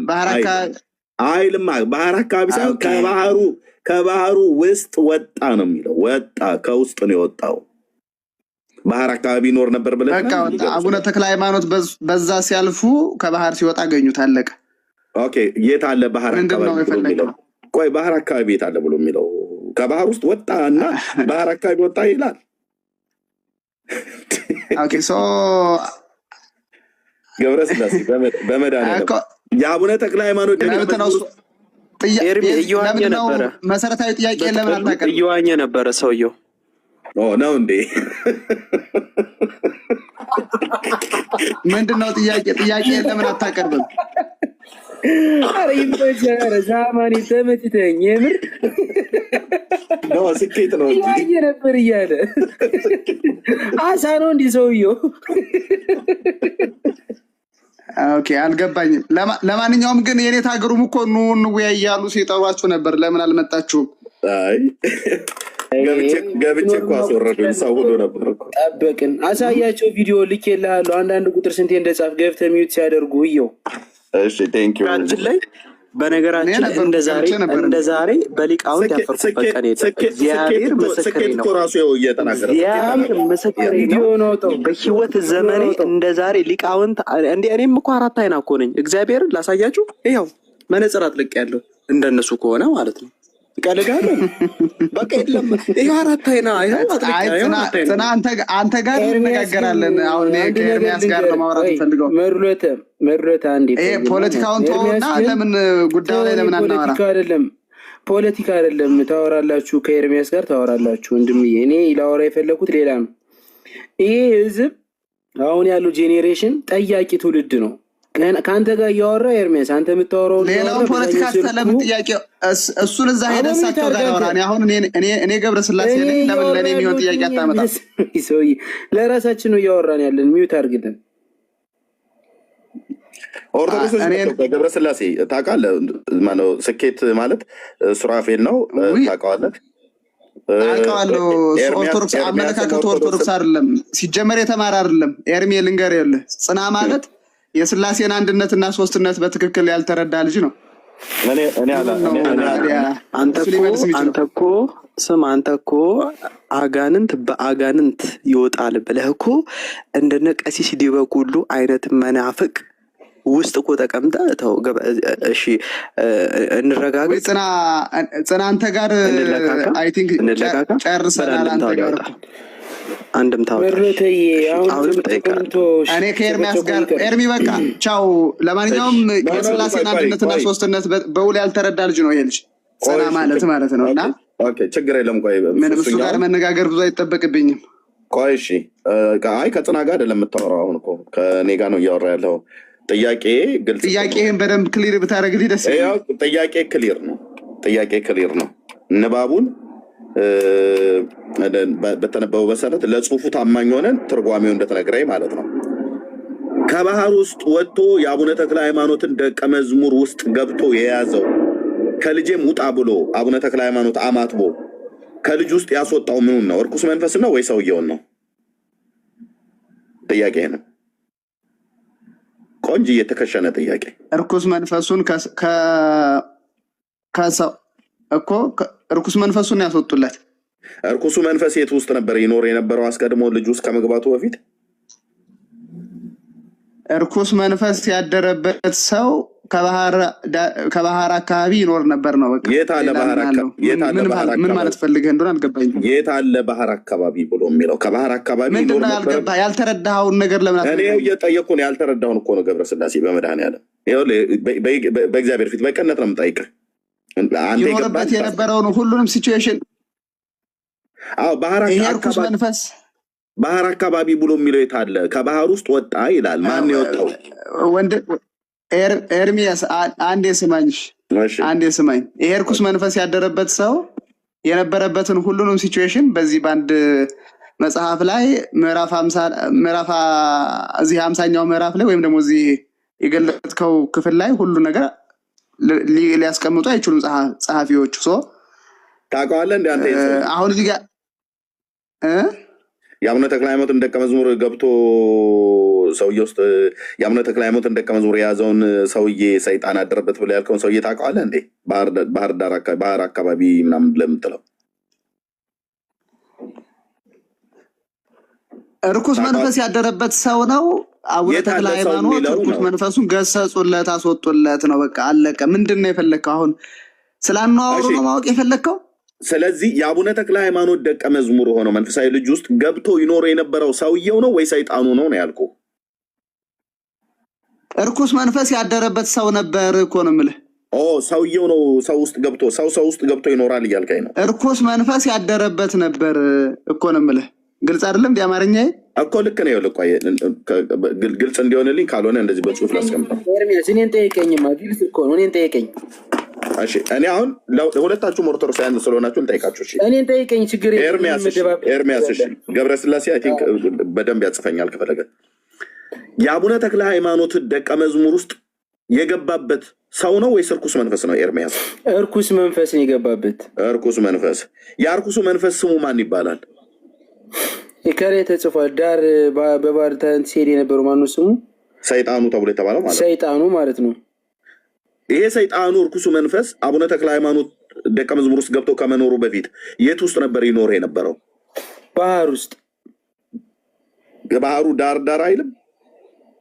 ባህር ውስጥ፣ ከባህር ዳር ውስጥ። ከባህር አካባቢ አይልም? ማነው የተቀመጠ እኮ? ከፍ አድርገው አንዴ ካሜራ አላሳየ። ያ በሀገሩ ሲመላለስ አንድ ቀን በባህር ዳር ተቀምጦ ሳለ ሰይጣን ዛሩ ከባህሩ ውስጥ ወጣ። ከባህሩ ውስጥ እኮ ነው የወጣው። ማን ነው የወጣው? ሰይጣኑ ነው የወጣው። ገብረስላሴ ሰይጣን ያደረበት ሰው ነው ይላል። አንተ ደግሞ ሰይጣኑ ነው ትላለህ። እንደው ጽሁፉ ሰይጣኑ ነው የወጣበት። ሰይጣኑ ወጣና ከዛ በኋላ ከማነው ስማቸው? የአቡነ ተክለ ሃይማኖት ከልጃቸው ገባ። ከዛ ማተበበትኝ። ከዛ ሰይጣኑ ከሱ ወጣ። ከዛ ከልጁ ከወጣ በኋላ ስላማተበበትኝ ሸሸ የሚላለ ወርታች አይደለ? ሸሽ ምናምን ነገር የሚል ሸሽ ሊያመልጥ ወደደ ይላል። ከዛ በኋላ አማተበበት ወደ ባህሩ ሊገባ ባይቻለው በጥልቁ ባህር ወደብ ቆመ አለ። ወደ ባህሩ ስላልገባ ቆመ። ከዛ በኋላ ሄዶ በእጁ ያዘው። እንግዲህ ሰይጣን ይያዛል። ምንም እኮ አሁን እኮ እዚህ ጋር ምንድነው የተጻፈ ነገር ነው። ትርጓሜ ካላችሁ ተርጉሙት፣ ምላሽ ካላችሁ መልሱት። ምንም እዚህ የምትደብቁት ነገር የለም፣ የምታለባብሱት የለም፣ ህብረት የምታደርጉበት ነገር የለም። ታማኝ ሲጀመር ይሄ እኮ አይጠቅምም እኮ። ሲጀመር እኮ ወንጌል የተሰበከው እኮ ስለ እነዚህ ልናወራ እኮ አይደለም። እነዚህ እኮ ለራሳቸው እኮ ምንም ጻፍክላቸው አልጻፍክላቸው፣ አጠመቁ አላጠመቁ የሚጠቅም ነገር እኮ የለም። ለአንተ የዘላለም ህይወት አይሰጠ። የመጣው ጌታችን መድኃኒታችን ኢየሱስ ክርስቶስ ወደ ምድር የመጣው ለሰው ልጅ ድህነትን ሊሰጥ ነው። በስሙ ያመነ የዘላለም ህይወት አለው ተብሎ የመጣ መጽሐፍ ቅዱስ። እንደ ጻድቅ ከፈለግንማ ብሉይ ኪዳን ላይ መሄድ እንችላለን። እነ አብርሃም መጥራት እንችላለን። እነ ሙሴ መጥራት እንችላለን። ስንት ጻድቅ የነበሩ አሉ አይደል? አጽማቸው እኮ የሰውን ሬሳ ያስነሳ እኮ አለ። እነ ኤልሳ እኮ ተረት ካልሆነ በስተቀር ምንም ትርጉምም የለው። ትርጉም ቢኖረው ኦኬ እሺ ምንድነው አባ ገብረ መንፈስ ቅዱስ ብትለው መጥቆራ ብትለው ምን ብትለው ጻፍከው ለአንተ ምንድነው የሚጠቅም? ለአንተ ዘላለማዊ ይሰጣል ወይ? ስራ ሰርተ ገንዘብ ካላገኘበት ምን ያደርግልሃል? ምሰራ በባዶ ድካም ነው ማለት ነው። የዘላለምን ህይወት የሚሰጥ ክርስቶስ ነው እየተባልክ ነው።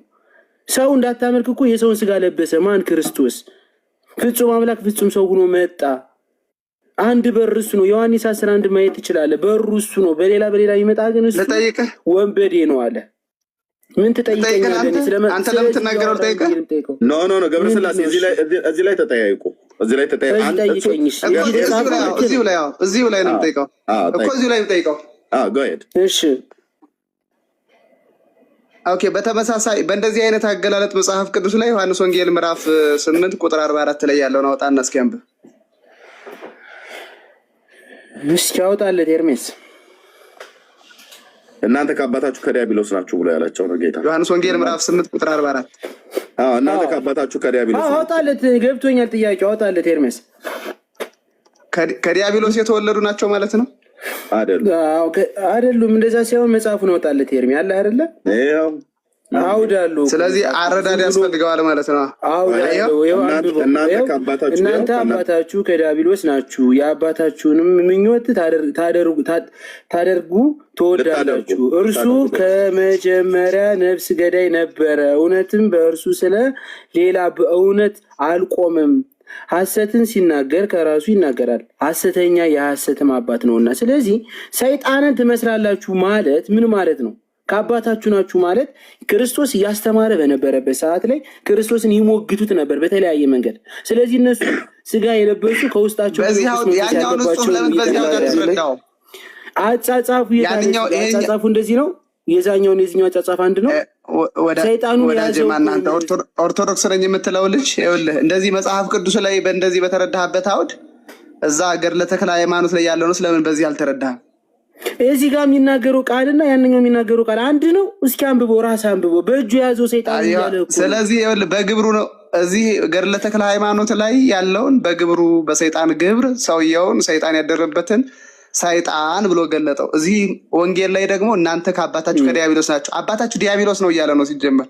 አባታችሁ ምንድን ነው ያለው? ከዲያብሎስ ናችሁ ነው አላለም። ከዲያብሎስ ናችሁ ነው ያለ። ስራችሁ የዲያብሎስ ነው እያለ ነው።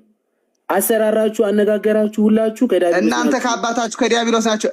ወዳጅ ወንጌሉን በደንብ አታነበውም? እናንተ ከአባታችሁ ከዲያብሎስ ናችሁ እኮ ነው የሚለው። ይኸው ከዚህ ግን አንብቦ እስኪ ምን እንደሚል። በእጁ የያዘው ሰይጣን አባታቸው ዲያብሎስ ነው ማለት ነው። አባታቸው ዲያብሎስ ነው ማለት ነው።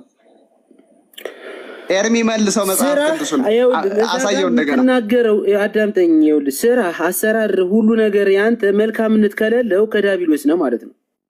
እንደዚህ በተረዳህበት እንደዚህ ከመጽሐፍ ቅዱስ እንዲህ በተረዳህበት አረዳል። ማትረዳ ነው ጥያቄ። ተረድቻለሁ እኮ። እስኪ ገድሉን ደግሞ ክፈል። ወይ ወንድሜ፣ ገድሉን ክፈል ወንድሜ። እዚህ ጋር ጥያቄ ነው ያለብኝ። እኛንን አይደል ምናምንበት? እናንተ እኛ የተረዳ ነው ይሄ ነው ብለን እኮ መናገር ያለብን እኛንን አይደል? ስለተረዳ ነው አረዳ። እሺ ቆይ አንዴ ዛማኑ ልሽ ቆይ የእናንተ እኮ እውነት እንደዚህ ነው። ትክክለኛ አረዳድ ቢኖር ገድሉን ትቀበሉት ነበር። ቆይ ዛማኑ አንዴ ትክክለኛ አረዳድ ስለተረዳ ነው አይደለ? አንዴ ቆይ አንዴ ዛማኑ ይልሰጣለሁ።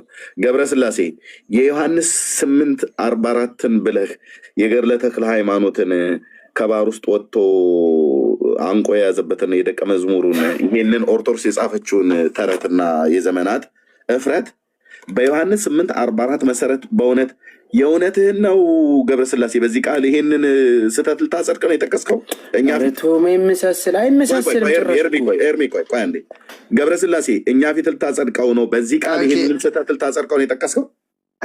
አንድ ያዳምጠኝ 8:44 እናንተ አሁን ከሱ ከምታሳየን ጥቅስ ላይ እናንተ ከአባታችሁ ከዲያብሎስ ናችሁ አለ። አባታችሁ ምንድን ነው እያለ አባታችሁ ማነው አለ? ዲያብሎስ ነው አለ። ይሄንን በዚህ ቃል ወደ ገድሉ እንመጣለን። ወደሱ እኔም እኮ አሁን ወንጌሉ ላይ ነኝ ያለሁት፣ ግን ይሄንን ቃል በዚህ እውነት ልታጸድቀው ነው አይደል የጠቀስከው ይህን ክፍል? ኤርሚ ሲጀመር ይሄን ብትረዳ መጀመሪያውኑም እንድረዳው ነው ከኔ ጋር ዮሐንስ 8ን እንግዲህ እኮ እንድትረዳው አዳምጠኛ እኮ ልናወራበት ግን የጠቀስኩ አዳምጠኝ የጠየቁት ነገረኛ ይሄንን ቃል ልታጸድቀው ነው አይደል? ይሄንን የጠቀስከው ነው ብያልኩ። አዳምጠኝ፣ ልነግርህ እኮ ነው፣ ላስታርቅልህ እኮ ነው። መጽሐፍ በትርጉም ካላስታረቅከው እርስ በርሱ የተጣላ ይመስላል። እኔ ገድሉ ላይ አሁን አንሄድም፣ ዮሐንስ 8 ላይ ነው የምንቆመው። ግን የጠቀስከው ዮሐንስ 8 ላይ የጠቀስከው ይሄንን ቃል ልታጸድቀው ነው አይደል? በዮሐንስ 8 መሰረት ይሄንን የጠቀስከው አይደል? በለኝና ዮሐንስ 8ን 44 ላይ አይደለም የሚጀምረው፣ ከአንድ ጀምሮ ነው የሚጀምረው። ከኔ ጋር ልናወራ ነው እስከ ቁጥር 50 ምናምን ነገር ድረስ ማለት ነው።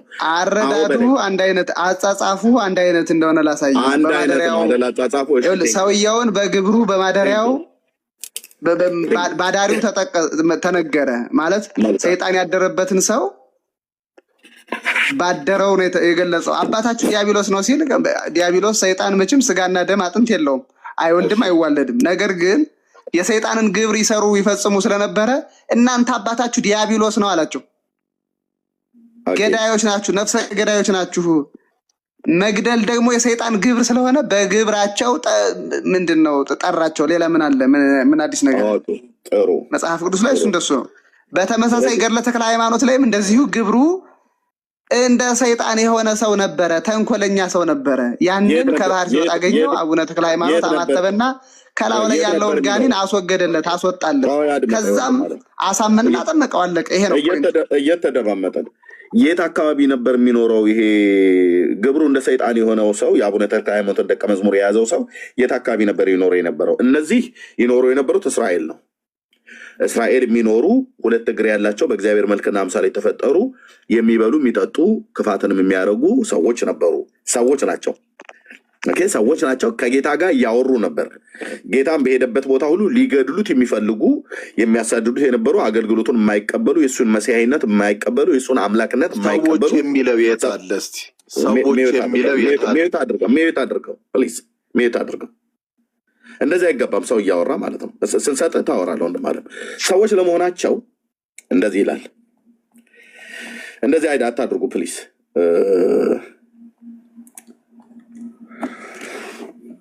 ኢየሱስም ያመኑትን አይሁድ ይላል። ሰዎች መሆናቸው ይሄ ነው ማለት ነው። እሺ ከኔ ጋር ነው የምታወሩት። ኢየሱስም ቁጥር 44 ነው እናንተ ያነበባችሁት። ኢየሱስም ያመኑትን አይሁድ እንዲህ አላቸው፣ እናንተ በቃሌ ብትኖሩ በእውነት ደቀ መዝሙርቴ ናችሁ። እውነትን ታውቃላችሁ፣ እውነት አርነት ያወጣችኋል።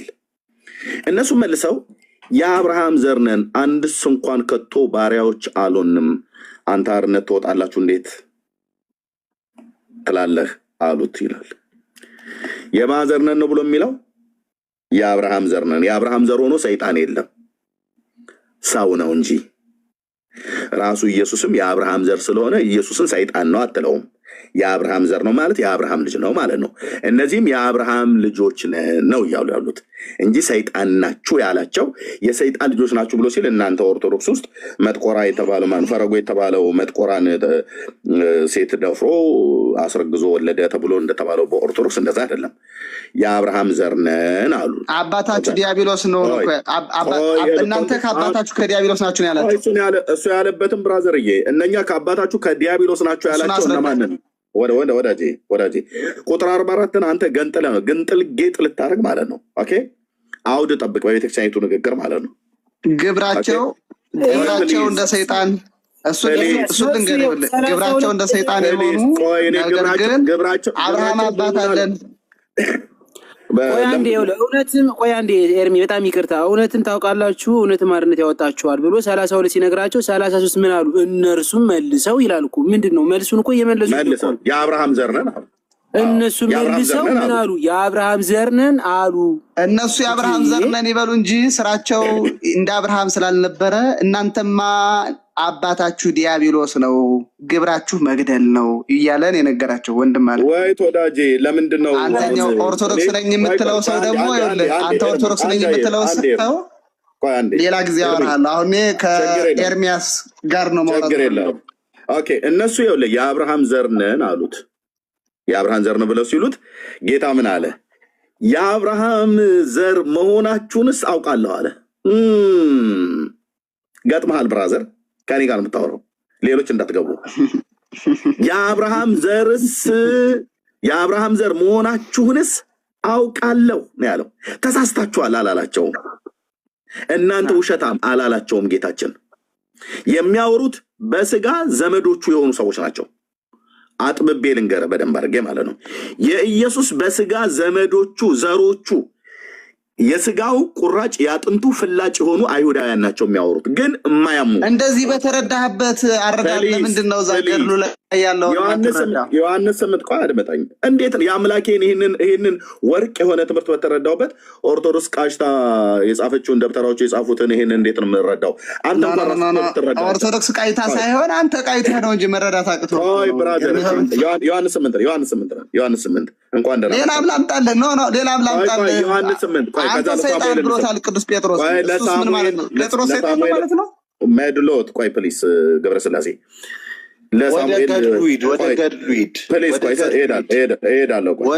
ይሄን በተረዳህበት ለምንድን ነው ገድሉ ላይ ያለውን ማትረዳ? አንዳችሁ ብቻ ፕሊዝ። አንተ ባብራራበት መልኩ እኛ እናብራራዋለን። እናንተ ታብራሩታላችሁ። እኔ ገድሉን አነብና ሳሙኤል ላንተ ሰጣለሁ። ጠብቀኛለን። መንፈስ ይኸውልህ፣ አሁን ይኸውልህ በጣም ስህተት የፈጠርከው ወንድሜ ሳሚ ቆይ እንደዚህ አቋርጠህን ሳይሆን ቆይ እንደዚህ አቋርጠህን ልንገርህ። አይ ገድሉን ካልሄድክ ሂድ፣ ገድሉ ላይ ሂድ። እሺ እኔን የሚዩት ያደረኩ ገድሉን አንተ ትተረጉማለህ። ገብረስላሴ መተርጎም አቅቶት ሲያቅተው የዮሐንስ 8 ቃል ብሎ ቆይ ዮሐንስ 8 ቆይ አድመጣኝ ፕሊዝ። የዮሐንስ 8 እሱን ያመጣውልኝ ያለው ዮሐንስ 8:44 ያመጣውልኝ። ሌላም ጨምርልሃለሁ ከፈለክ እኮ ትጨምርልኛል። ግን ዮሐንስ 8 እኔ አሁን አንተ 44 ብለህ ስትል ከፍ ብዬ አነበብኩብህ። ለዚህ ነው አየህ፣ ብዙ ነገር የናንተ የተረጎምክ እኮ ነው፣ በራስህ የተረጎምክ ነው። እኔ አልተረጎምኩም። ሰው የሚለው ይሄ ነው። እኛም ደግሞ ወደዛ ሂዳ እኔ ሰው አመጣኸው እኮ እኛ ይህን ሳንረዳ ቀርተን እኮ አይደለም። አንተ ሰው የሚል ነገር ሳይኖር እንደዚህ ነው ትላለህ። ዛር ምንድን ነው? ዛር ምንድን ነው? ፕሊስ እኔ እሱን ታብራራልኛል በኋላ። አሁን ከገብረስላሴ ጋር ልጨርስ። ጨርሰናል። አንተ እንረዳ ቀርተን ዮሐንስ 8 ልጨርስ። ገብረስላሴ ሊደበቅበት የነበረው ምንም ተመዳ እናውቋለን። በቃ ሰኔ ጎልጎታ ላይ አለልህ። ዛር ማለት ምን ማለት ነው? ዛር ማለት ምን ማለት ነው? ገጽ 100 ላይ ማለት ነው። ከፍቼ ላሳየህ። ዛር ውላጅ ማለት ነው። በቃ መለክ ውላጅ ሰኔ ጎልጎታ ላይ በቃ ከፍትለት። ለማንኛውም እኔ ለወጣ ነው ሳሙኤል ሚዩት አድርግ። ገብረስላሴ የት ነው ነካክተህ የምትወጣው? እዚህ ዮሐንስ 8 ላይ ያለውን እናንተ ካባት ቆይ ለምንድን ነው የማታወራው? ከአባታችሁ ከዲያብሎስ ናችሁ። ሌላም ጨምርልሃለሁ። ልጨርሰው እንጂ ዮሐንስ 8 ልጨርሰው። እኔ ነኝ የጠየቅኩህ እኮ ሳሙኤል። ከዚህ በኋላ ከከፈት ካወርድሃለሁ። ኦኬ ከዚህ በኋላ ከከፈት ካወርዳለሁ፣ እሰጥሃለሁ። በኋላ እኔ እናንተ እናወራለን። ከገብረስላሴ ጋር ስለጀመርን እንጨርስና ከዛ እሰጥሃለሁ። ሚሳሚ ልብ በሉ። ጩኸት ያበዛችሁት ከላይ እስከታች ብዙ ጉዳችሁ የተዘረገፈ ነውር። ይህንን ነውር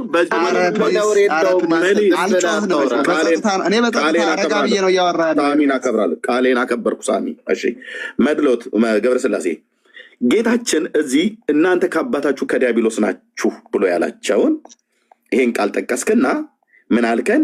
ይህንን የአንተ አባቶች የጻፉትን የዘመናት ነውር ልታጠጋጋና ልታጸድቅ እኛም በእልልታ በጭብጨባ ቃለ ሕይወት ያሰማልን ብለንህ እንድትወጣ ነው የፈለገው። አንልም። የምንለውም በተገቢ ነው። እንደዛ አይደለም። ወንጌል ላይ ያለውን በተረዳህበት አረዳድ ለምንድን ነው ገድሉ ላይ ያለውን ማትረዳ ነው? እሰጥሃለሁ እኮ እሱን የምረዳበትን የማልረዳበት ምክንያት ልነግርሃለሁ በኋላ። ሳሚ አንዴ ጠብቀኝ ፕሊስ። ዋናው ፖይንት ያለው እሱ ጋር ነው። ይኸውልህ እናንተ አባታችሁ ዲያብሎስ ነው አላቸው ነው። ይኸው ከአባታችሁ ከዲያብሎስ ናችሁ ብሎ ያላቸው ሰዎች ናቸው ነው ብዬ የምልህ። ይሄ ግን ሰው እኮ አባታቸው ዲያብሎስ ነው፣ በስጋ ዲያብሎስ ወልዷቸዋል ማለት ነው። በደቂቃ ለምን አናወራም? ዮሐንስ 8 ማለት ነው። ዮሐንስ 8 በደቂቃ እናወራም። እንደዛ ሳይሆን ቀላል እኮ ነው። ጥያቄ መልስ። ዲያብሎስ በግብር ወልዷቸዋል ማለት ነው። በስጋ ወልዷቸዋል ማለት ነው። በግብር አልወለደች፣ መውለድ አይደለም አባት የተባለው። ኦኬ በስራ ነው። አባታችሁ ዲያብሎስ ነው ማለት ምን ማለት ነው? እሺ ተርጉም። አባታችሁ ዲያብሎስ ነው አይደለም ያላቸው፣ ከዲያብሎስ ናችሁ ነው ያለው። ከአባታችሁ ከዲያብሎስ ናችሁ ብሎ ሲል እነዚህ ከአባታችሁ ከዲያብሎስ ናችሁ ምን ማለት ነው? አባታችሁ ዲያብሎስ ነው ማለት እኮ ነው አይደል? እሱ ጋር አገላለጹ ለምንድን ነው ተደማምጠህ ማታወራው ግን? ለምደው ተደማምጠው ማታወራው ከአባታችሁ ከዲያብሎስ ናችሁ ብሎ ያለው አድመጠኝ ከአባታችሁ ከዲያብሎስ ናችሁ ብሎ ያለውን ጌታችን ኢየሱስ ክርስቶስ ምንድን ነው ያላቸው እዚህ ጋር ያው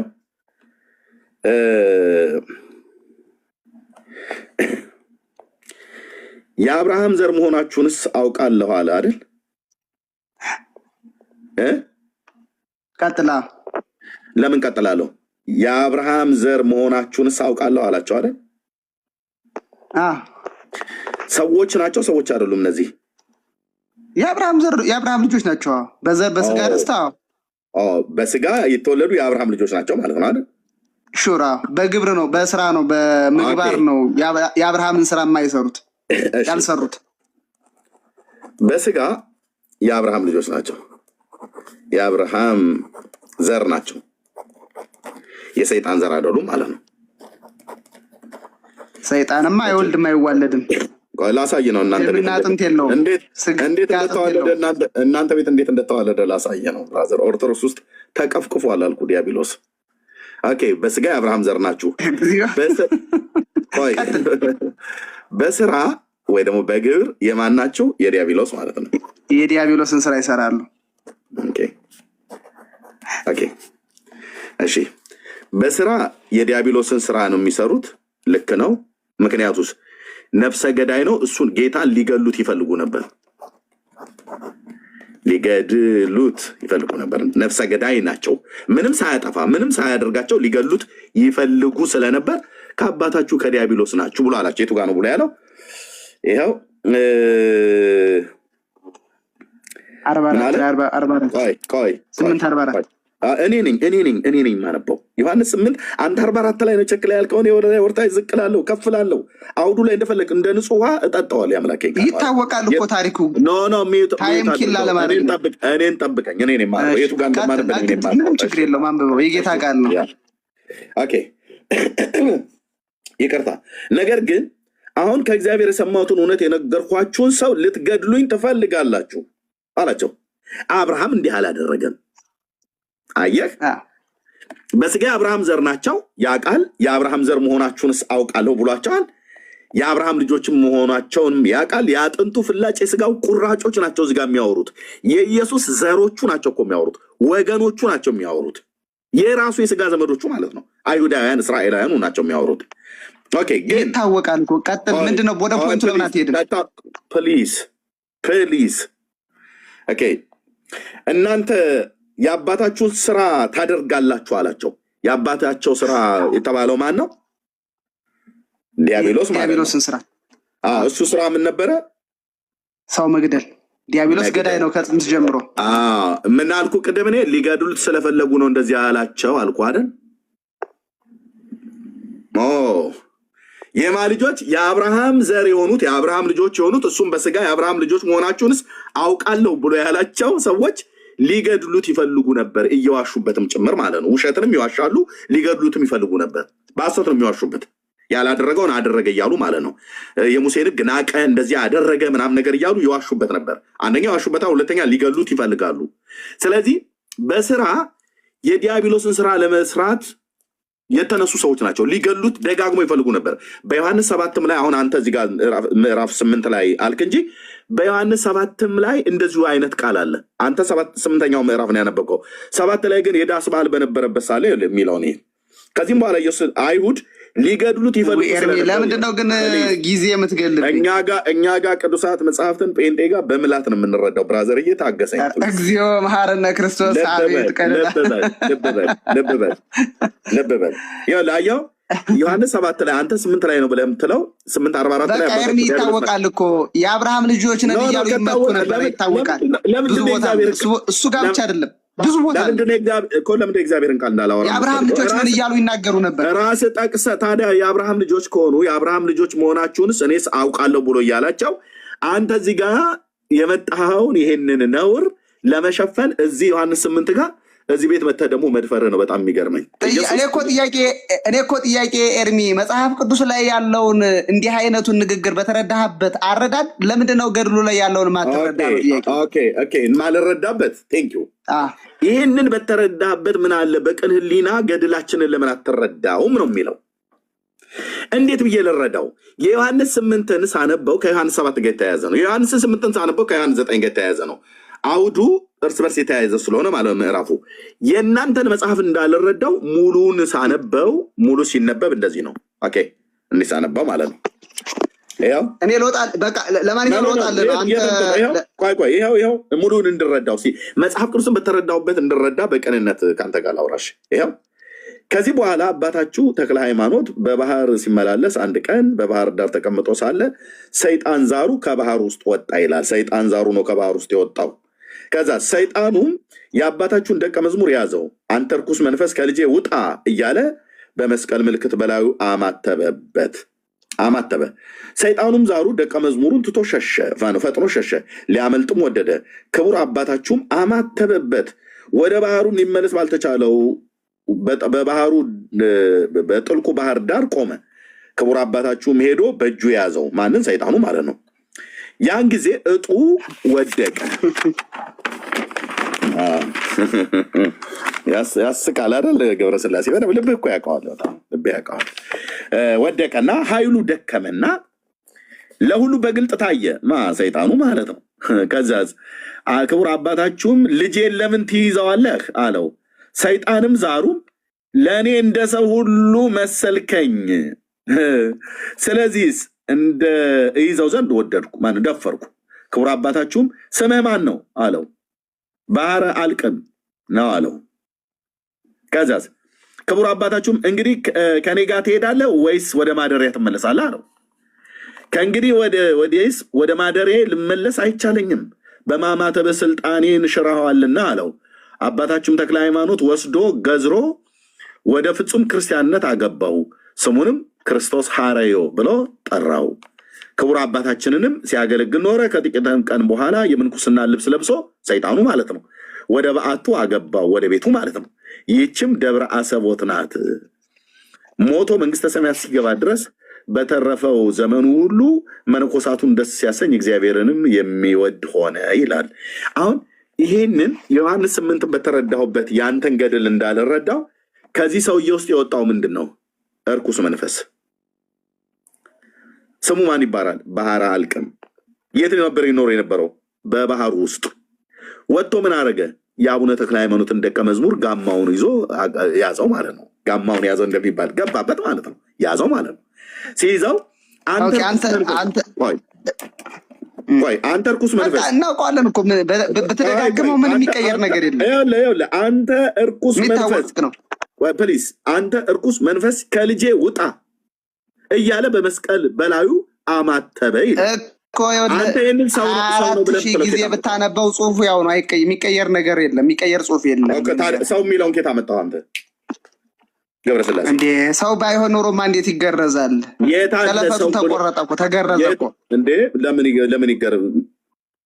መንፈስ ስለሆነ አይገረዝ። መንፈስማ ስጋና አጥንት የለውም እኮ ወዳጄ። ዛር ነው። ዛር ስጋና ደም አለው። ዛር ማለት ምን ማለት ነው? ቆይ ፕሊስ ሳሚ እንደዛ አትግባ፣ እሰጥሃለሁ። ዛር ማለት ምን ማለት ነው? ኧረ ፕሊስ አንተ ትነግረናለህ ፕሊስ። ሰው ነው። ለማንኛውም ይሄ እርኩስ መንፈስ ያደረበት ሰው ባደረበት መንፈስ ተጠራ፣ ሰይጣን ተባለ።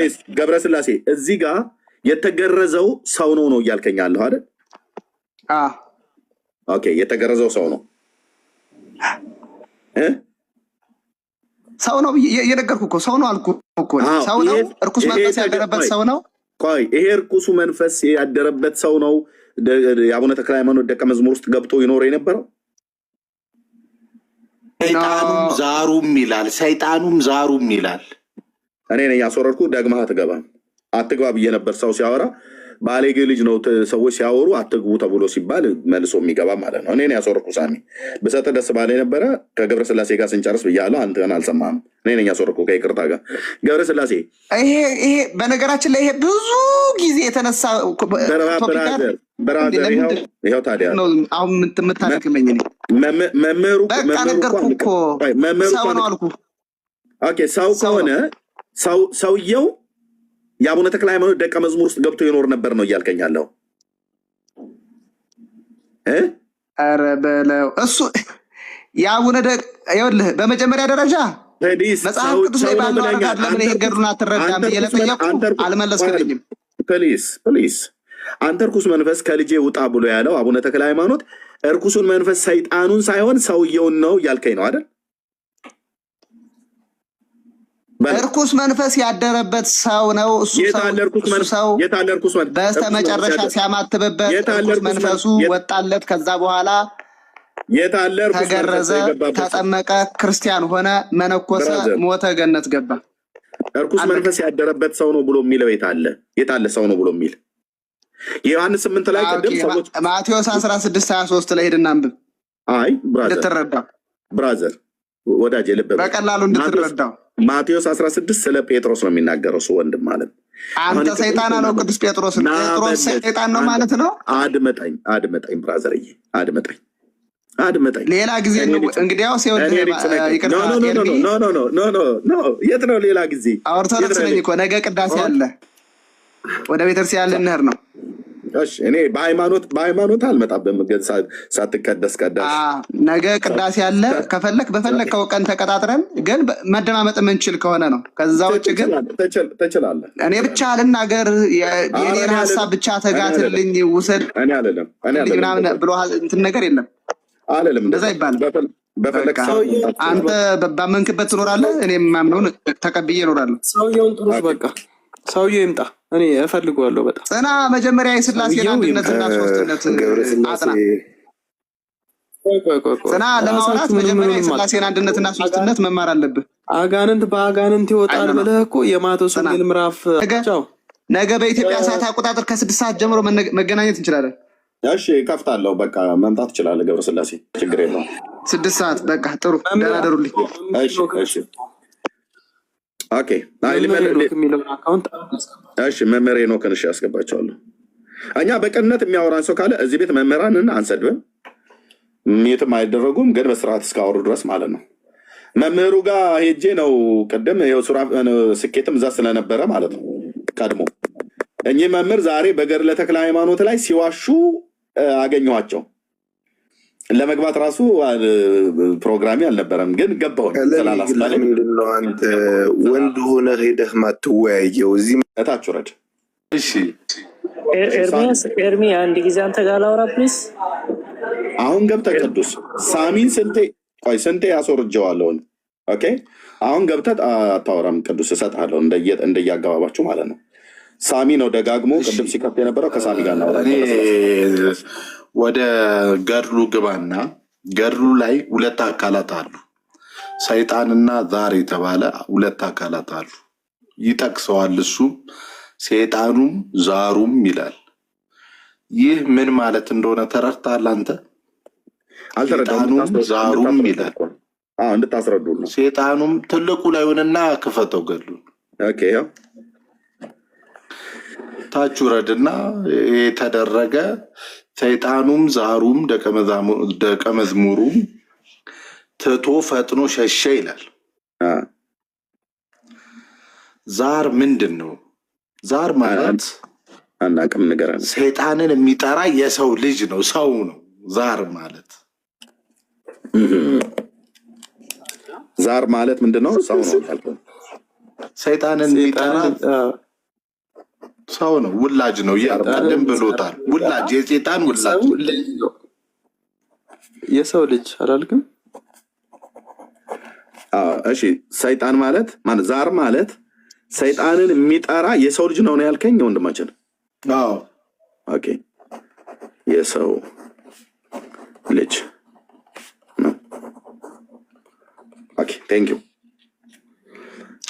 የተያዘው ይህ ዛሩ ሰይጣኑም የተባለው ሁለቱንም ልጃቸው ላይ የእሳቸው ደቀ መዝሙር ላይ ያደረው እንዲያድር ሰይጣኑን ጠይቀዋለሁ።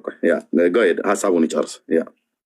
ሰይጣኑን እንዲያድርበት ያደረገው ያ ዛር ነው። ሰይጣኑን ከባህር ጠርቶ እዛ ላይ እንዲያድር ያደረገው ያ ሰይጣን ነው። ከዛ ሰይጣኑም ዛሩም በአባታችን ተይዘው ወደ ጥልቅ ሊገባ ሲል ተያዘ ነው የሚለው።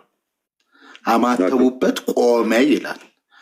ማን ይሙት እስቲ በእውነት ለመናገር መንፈስ እንዴት ትልቅ የሆነች ቤተክርስቲያን መንፈስ እንደማይያዝ እያወቀች መንፈስ ሰው እንዳልሆነ እንዳወቅ ግዝረት ትፈጽማለች። ምን አይነት ነው? ስለዚህ ዛሩን ነው። ዛር ማለት ደግሞ የሰው ልጅ ነው። ዛር የሚሰራ ሰይጣንን የሚጠራ ማለት ነው። ያንን ነው እያብራሩ ያሉት እንጂ ሰይጣኑን መንፈሱን ገረዙት የሚል የለም። ጻፍ። ዛር ማለት የሰው ልጅ ነው። ጻፍ። ይኸው ጽፌዋለሁ። ቴንክ ዩ። ዛር ማለት ሰይጣንን የሚጠራ በሳሚ ንግግር ማለት ነው። መረጃ ይሰጠናል። ሰይጣንን የሚጠራ የሰው ቆይ ሰይጣን የሚጠራ የሰው ልጅ ነው ብለኝ በ4 ነጥብ አዘግተኝ ጽፌያለሁ። ስለዚህ ዛር ማለት ሰው ማለት ነው። ሰይጣን ማለት ግን ሰው አይደለም እያለን ነው ወንድማችን። ከባህር የጠራው ያ ዛር ነው። ያ ባህር ውስጥ ይኖር የነበረው ዛር ተብሎ የሚጠራው የሰው ልጅ ነው ማለት ነው። ኖ ዌይ አይደለም። ያ ሰይጣኑን የጠራው ዛር ነው። ዛሩ ነው ሰይጣኑን የጠራው። ሰይጣኑን ከባህር ጠርቶ እዛ ደቀ መዝሙር ላይ እንዲያድር አደረገ። ከዛ በኋላ ደግሞ ዛሩ ሰይጣኑን ጠራው በዛ በልጃቸው ላይ እንዲያድር አደረገው። ኦኬ ሰይጣኑን ጠራው በተክለ ሃይማኖት ልጅ ላይ እንዲያድር ደቀ መዝሙር ላይ ኦኬ ልጅ ላይ ያው መንፈሳዊ ልጁ ስለሆነ ደቀ መዝሙር ያው ልጅ ማለት ደቀ መዝሙር ተከታይ ማለት ነው። ችግር የለም። ልጄ ብሎ ስላለው እሱ ራሱ ከልጄ ወጣ ብሎ ስላለው እሱ ነው የጠቀመው። ከልጄ ወጣ ስላለው ደቀ መዝሙር በለው። ልጄ ሳይሆን ደቀ መዝሙር በለው። እዚህ ገድሉ ያው ልጄ ይላል፣ ደቀ መዝሙርም ይላል፣ ልጄም ይላል። ልጄ ማለት ደቀ መዝሙር ማለት ልጄ ብሎ የሚለው በዚህኛው ትርጉም ማለት ነው። ደቀ መዝሙር ማለት ግን ቀጥታ ትርጉሙ ተከታይ ማለት ነው። እሳቸው ግን ደቀ መዝሙር ለምን አትልልኝ? ችግር የለም። ያው ደቀ መዝሙር ኦኬ። ስለዚህ ዛሩ ሰይጣኑን ጠራው ከየት ከውሃ ውስጥ ማለት ነው። በተክለ ሃይማኖት ደቀ መዝሙር ወይ ልጅ እንዲገባ አደረገው እያልከን ነው። እንዲገባ አደረገ። ይቅርታ አድርግልኝና ዛር ማለት ምን ማለት ነው? ማለት ወይም ዛር ምንድን ነው? የሰይጣን ውላጅ አልከኝ አይደለ? ቅድም ውላጅ እኮ ነው። በቃ ቅድም አሁን ገብረስላሴ የጠቀሰልህ ግብር ነው። ሰይጣን ግብር ነው የሚያድረው፣ የሚያሰራው ብዙ ነገር የሚያስደርገው ሰይጣን ነው። ዛሩ ደግሞ ጠሪ። ግብር ምን ማለት ነው? ስራ። አንተ ቆይ አትመልስለት ሳሚ። ሲጀመር ከአንተ ጋር ደግሞ ጽናማ ዝም ብሎ ደመረው ሚውታል ከኤርሚያስ ይወላችሁ እኔ የገባሁበት ቤት እኮ አትገባም። ስበኛ አራት ጊዜ ላክልኝ። ስርዓቴው ሞዴሬተሮች ስርዓት የያዙ ዝም ይበሉ። አቅም ካለች እናንተ እንቀጥላለን። ስለዚህ ሳሚ የሚያወራው ከአንተ ጋር ይሄኛው እንትና ቤት እኮ አይደለም። ከጠንቋይ ጋር እናታወራ። ሳሚ አውራ። አላወራውም። ይሄንን አውቀዋለሁ። ሚዩት አታድርጉት። ቆይ አንዴ ፕሊስ። ቤቱ ስርዓት አስይዛለሁኝ። ቤት ቆይ ፕሊስ። ደምረው ላየው አየህ፣ ደምረው አየህ አይደል? ወርዳለሁ እኮ ሚዩት እንዳያርጉኝ ሞዴሬተሮች። ኦኬ አርፈህ ተቀመጥ እሺ፣ እንዳያወርዱ ማለት ነው። ጠብቀን ቤቱ ስርዓት ያስይዛሉ። እዚህ ያሉ ሞዴሬተሮች በሙሉ ማለት ነው።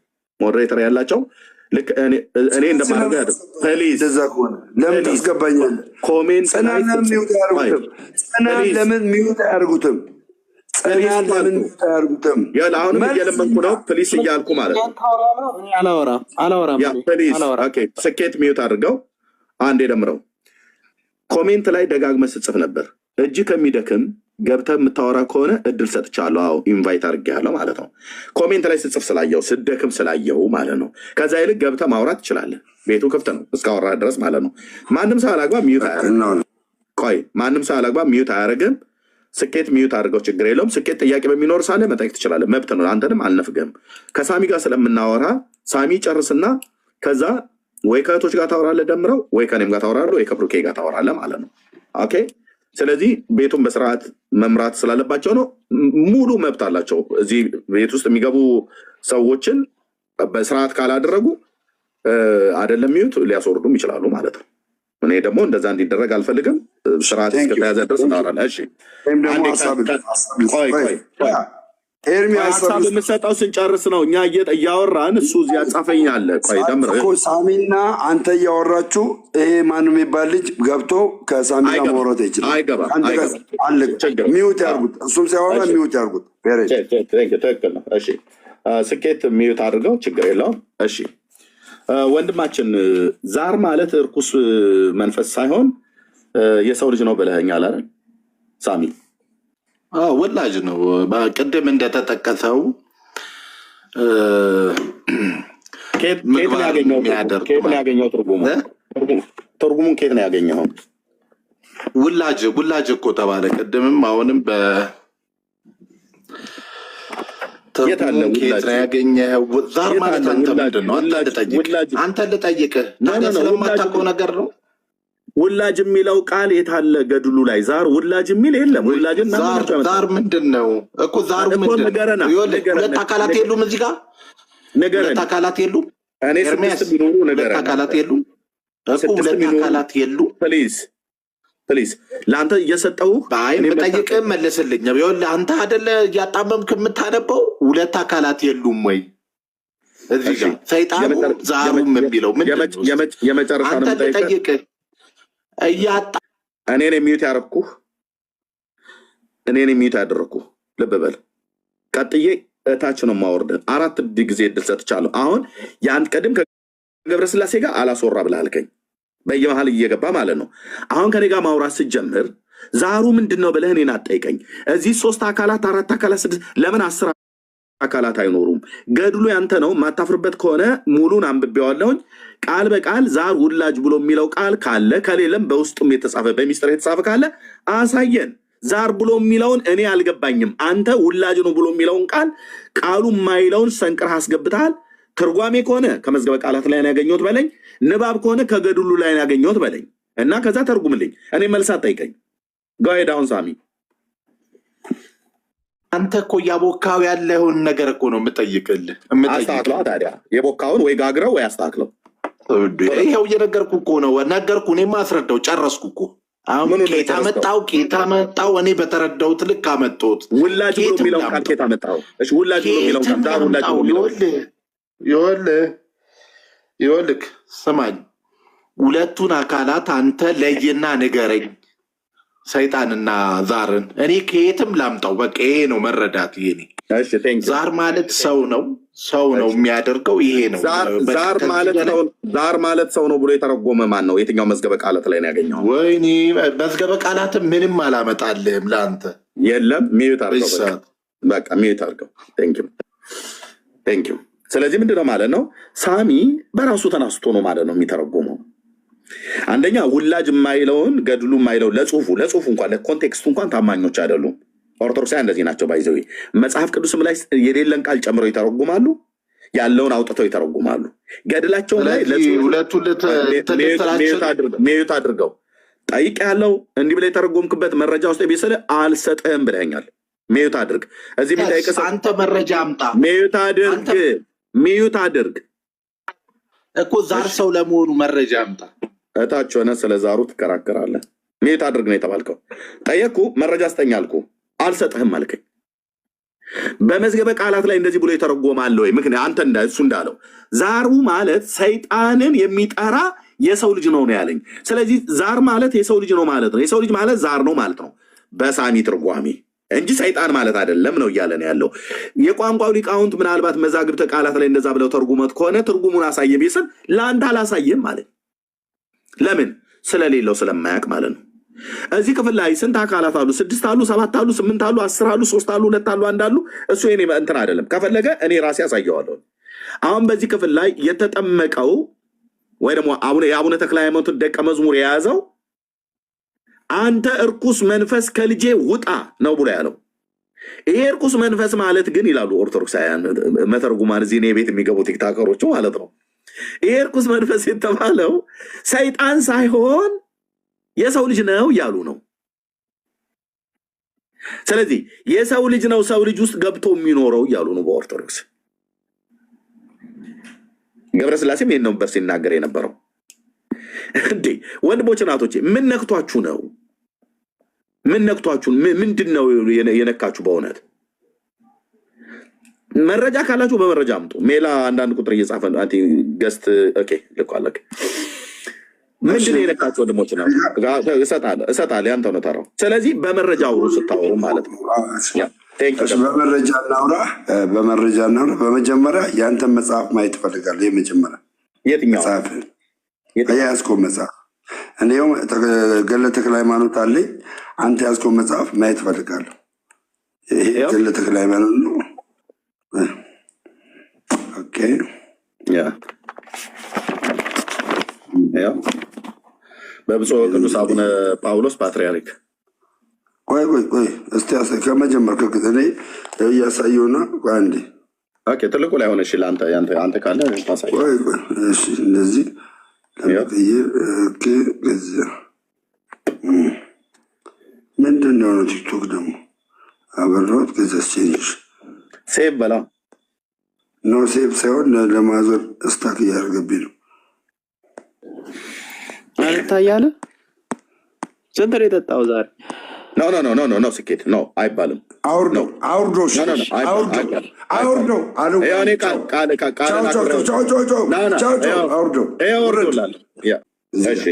አውጣው እሱ ጋር አንተ ገጽ 51 ነው የምታነበው።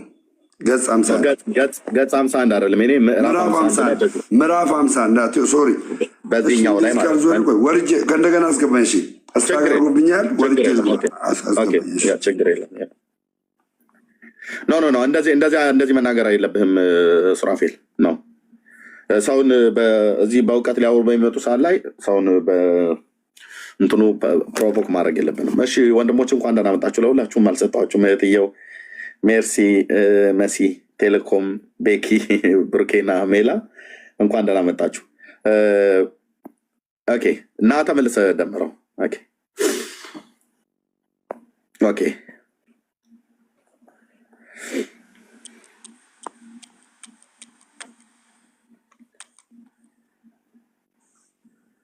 አሁን ይከፍትልሃል ደሜ። እምቢ አለ። ኦኬ ወደዛኛው ክፈተውና ወደዛኛው አሁን ራሱ ጨልሟል። አልታይማ ከበስተኋላ ጨልሟል። ከቨር አድርገህበታል ሞባይል ላይ ከበስተኋላ ምንም ነገር የለም።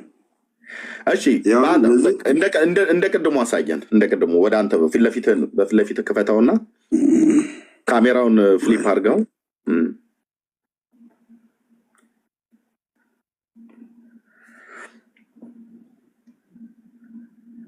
እሺ ቤዛ ኩሉ ሰላም ነው? ቤዛ ኩሉ ደህና ነን። ከየት ነው ወንድማችን? ከኦርቶዶክስ ቤተክርስቲያን። እሺ ጠብቀን። እሺ ከወንድሞች ጋር ታወራለህ። ደምረው ካሜራም ብሎት ነው። እሺ መጥቷል እንደገና።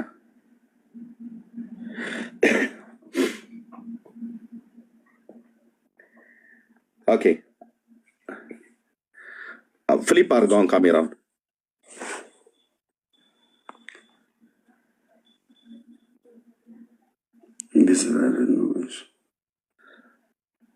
እሺ አንተ ጋር የትኛው ስንተኛው ምዕራፍ ላይ ነው ያለው? ይኸው ምዕራፍ 51 ላይ እስካሁን መጣ። ሳዞሮ ይጨልማል። ከበሩ ላይ ያደረከው ነገር ካለ ቼክ አድርግ። ከበር ላይ እንደዚህ ከበስተኋላ የጋረከው ነገር ካለ ካለ ምንም የለም። እሺ ምንድነው ብሎ የሚለው አንተ ምዕራፍ 51 ላይ? እሺ የኔ ምዕራፍ 51 ላይ ኧረ በስመ አብ ያስተጋባል በኢየሱስ ስም።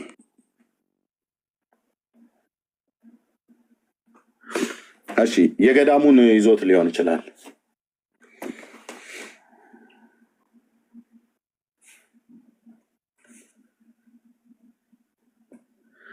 እሺ ሳሙኤል ከረበሽክ ትወርዳለህ። ኦኬ ካወረድኩ እኔ ነኝ እስካሁን እያወረድኩ ያለሁት። ካወረድክ ድጋሚ አትገባም። ደግመህ ስለላክልኝ ነው። ሚዩት አድርገህ ተቀመጥ። ለጠየቁ ጥያቄ ቅድም መልስ አልሰጥህም ብለኛል። ተርጉመሃል፣ መልስ አልሰጥም ብለኛል። እኛ ደግሞ መልስ በማሰጣት ነገር ላይ እንዴት ብለን መግባባት እንችላለን? ስለዚህ የምጠይቀውን ነገር ከመለስክልን ለምታቀርበው ማስረጃ ማነው ለምትመልሰው መልስ ማስረጃ ማቅረብ አለብህ። ትርጓሜን ስለሆነ የተረጎምከው ማለት ነው። ዛር ማለት ሰው ነው ብለህ የተረጎምክበትን እሱ ማለት ነው። ስለዚህ ከደምረው ጋር እንጨርስና ከወንድሞች ጋር ታወራለህ። እሺ ደምረው አሁን ትችላለህ?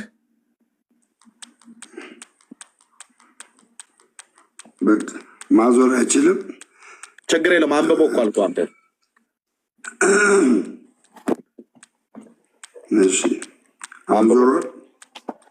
የት ነው የታተመው ያንተ? የት ነው የታተመው እሺ ያንተ እንግዲህ የሚለውና እኔ ጋር ያስኩት ገዳሙ የታተመው ነው። ምንድን ነው የሚለው? ምዕራፍ 51 ላይ ከዕለታት በአንደኛው ቀን ዘወትር ይጠይቀው የነበረ ባለጸጋ በጀማ ውስጥ አንድ ጠንቋይ አለ ብሎ ነገረው። እየመራውም ሄደ። አባታችን ተክለ ሃይማኖትም ጠንቋዩን አግኝተው፣ ይሄ ጠንቋይ እንግዲህ ምንድን ነው? ሰው ነው። ጠንቋይን አግኝቶ በላዩ ሲያማትብበት አፍሮ ሚስቱን ትቶ ሸሸ። ብፁዕ አባታችንም ሴቲቱን ይዘው ወደ በዓቱ አመጣትና የሃይማኖት ነገር አስተምሯት አሳምኖ የምንኩስና ልብስ አለበሳት ይላል። አንተ አሁን አምጥተህ ያለው ነገር ከየት ነው? አሳይኛው። እኔ ከገድሉ ላይ ነው ያሳየው። እኔም ገድል ነው ያስኩት። ያንተ ገድል ከየት ነው ያመጣው? የኔ ገድሉን ቃል በቃል ምዕራፍ 51 ቃል በቃል ጠንቋይ እንደሆነ ሰው እንደሆነ ገባ ሰው እንደሆነ እየተናገረ ነው። አንተ አሁን ገጹን አስጠናውን ባዞረው ማን ነው ባዞረው? ይሄው የተክለ ሃይማኖት ገድል ነው። አዙሬ አሳያለሁ። አንተ ከየት ነው ያመጣው? መጀመሪያ ኤርሜ ምናልባት አሁን ሶስተኛ ሰው ከገባ ማለት ነው። ሶስተኛ ሰው ከገባ ኤርሚያስ እኔ እናንተ የምንሞግተው ያው ሶስተኛ ሰው አይግባ። በቃ እኔ እናንተ የምንሞግተው አቃተኝ ካልክ ነው ሌላ ሰው የሚገባው። አንተ ካቃተ ሌላ ሰው ይገባል። ደምረው በትልቁ አንድ ምንድነው ያልከው? የሆነ ሀሳብ ያነሳ ነው። አይ አሁን ያነበበው ትክክል ነው። ደምረው ያው በገዳሙ ላይ ምዕራፍ 48 ላይ ነው ታሪኩ ያለው። ልክ ነው። እኔ እኮ እያወጣሁለት ነው እያልኳቸው ያሉት ምዕራፍ 51 ነው። የገዳሙ 48 አይደለም። የእናንተ የማን እንትን ያሳተመው ሳይሆን ያልኩት በገዳሙ የታተመው ምዕራፍ 51 ነው። አሁን ያነበብኩልህ ታሪክ ሶዛት አንተ ከየት ነው ያመጣው? በትልቁንና አሳየን። ከየት ነው ያመጣው? አይታይም። እሺ ደሜ እንደዚህ በጥያቄ የሚያፋጥጥ ሰው ሲኖር ነው በጣም ደስ የሚለኝ። ምንም ዋቴ እኔ ጋር አይሰራም አባቴ። እንደ አብረን እንደዚህ በጥያቄ የሚያፋጥጥ ሰው ሲኖር ነው አብረን ነው ጥርስ የነቀልነው ሚዲያው ላይ እንደ ምን ሆነ ነው? እሺ በጥያቄ ስላፋጠጥከኝ እጅግ አድርጌ አመሰግናለሁ። ምንም አላፋጠጥኩም። ምንም አሳየኝ። የመጀመሪያ እትሙን አሳየኝ ነው። አሳየኝ። የት ነው የታተመው? ገድለ ተክለ ሃይማኖት ከፍ አድርጓ ካሜራ። እሺ አረ በመድኃኒዓለም አንደኛ ሁለተኛ እትም ስንተኛ እትም? በመጀመሪያ እኔ ቤት የመረጃ እጥረት እንዳለ እንዳይሰማ ደምረው ታውቃለህ። ከፍ አድርጌ ማለት ነው።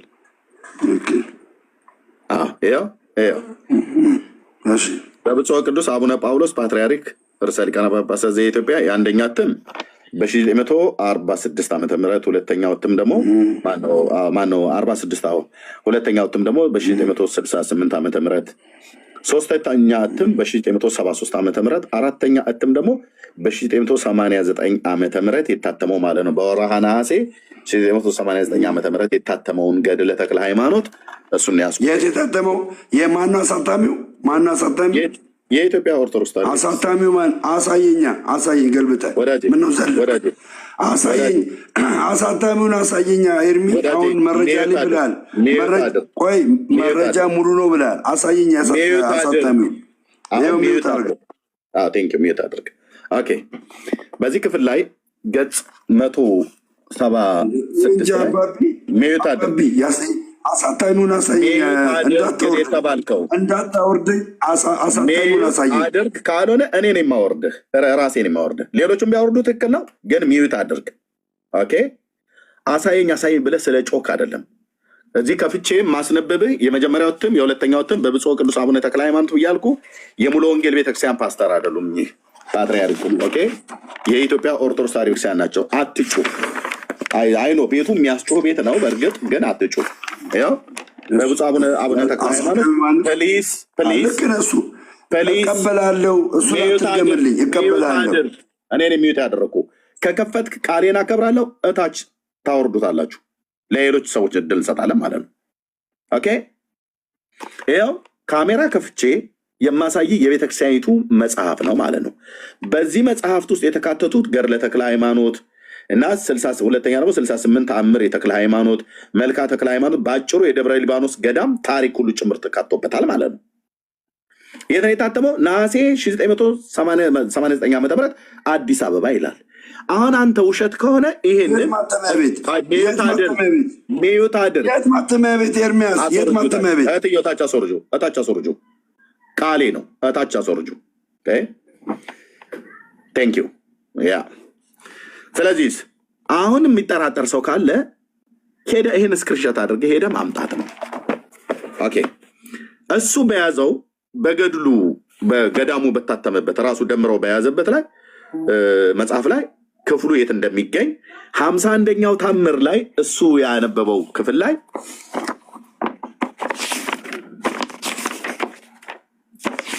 51ኛው ይሄኛው 51ኛው ታምር ነው። እዚህኛው ላይ 51ኛው ላይ የሚለው ከዕለታት በአንድ ቀን ዘወትር ይጠይቀው የነበረው ባለጠጋ ብሎ የሚለው ክፍል ነው ያለው።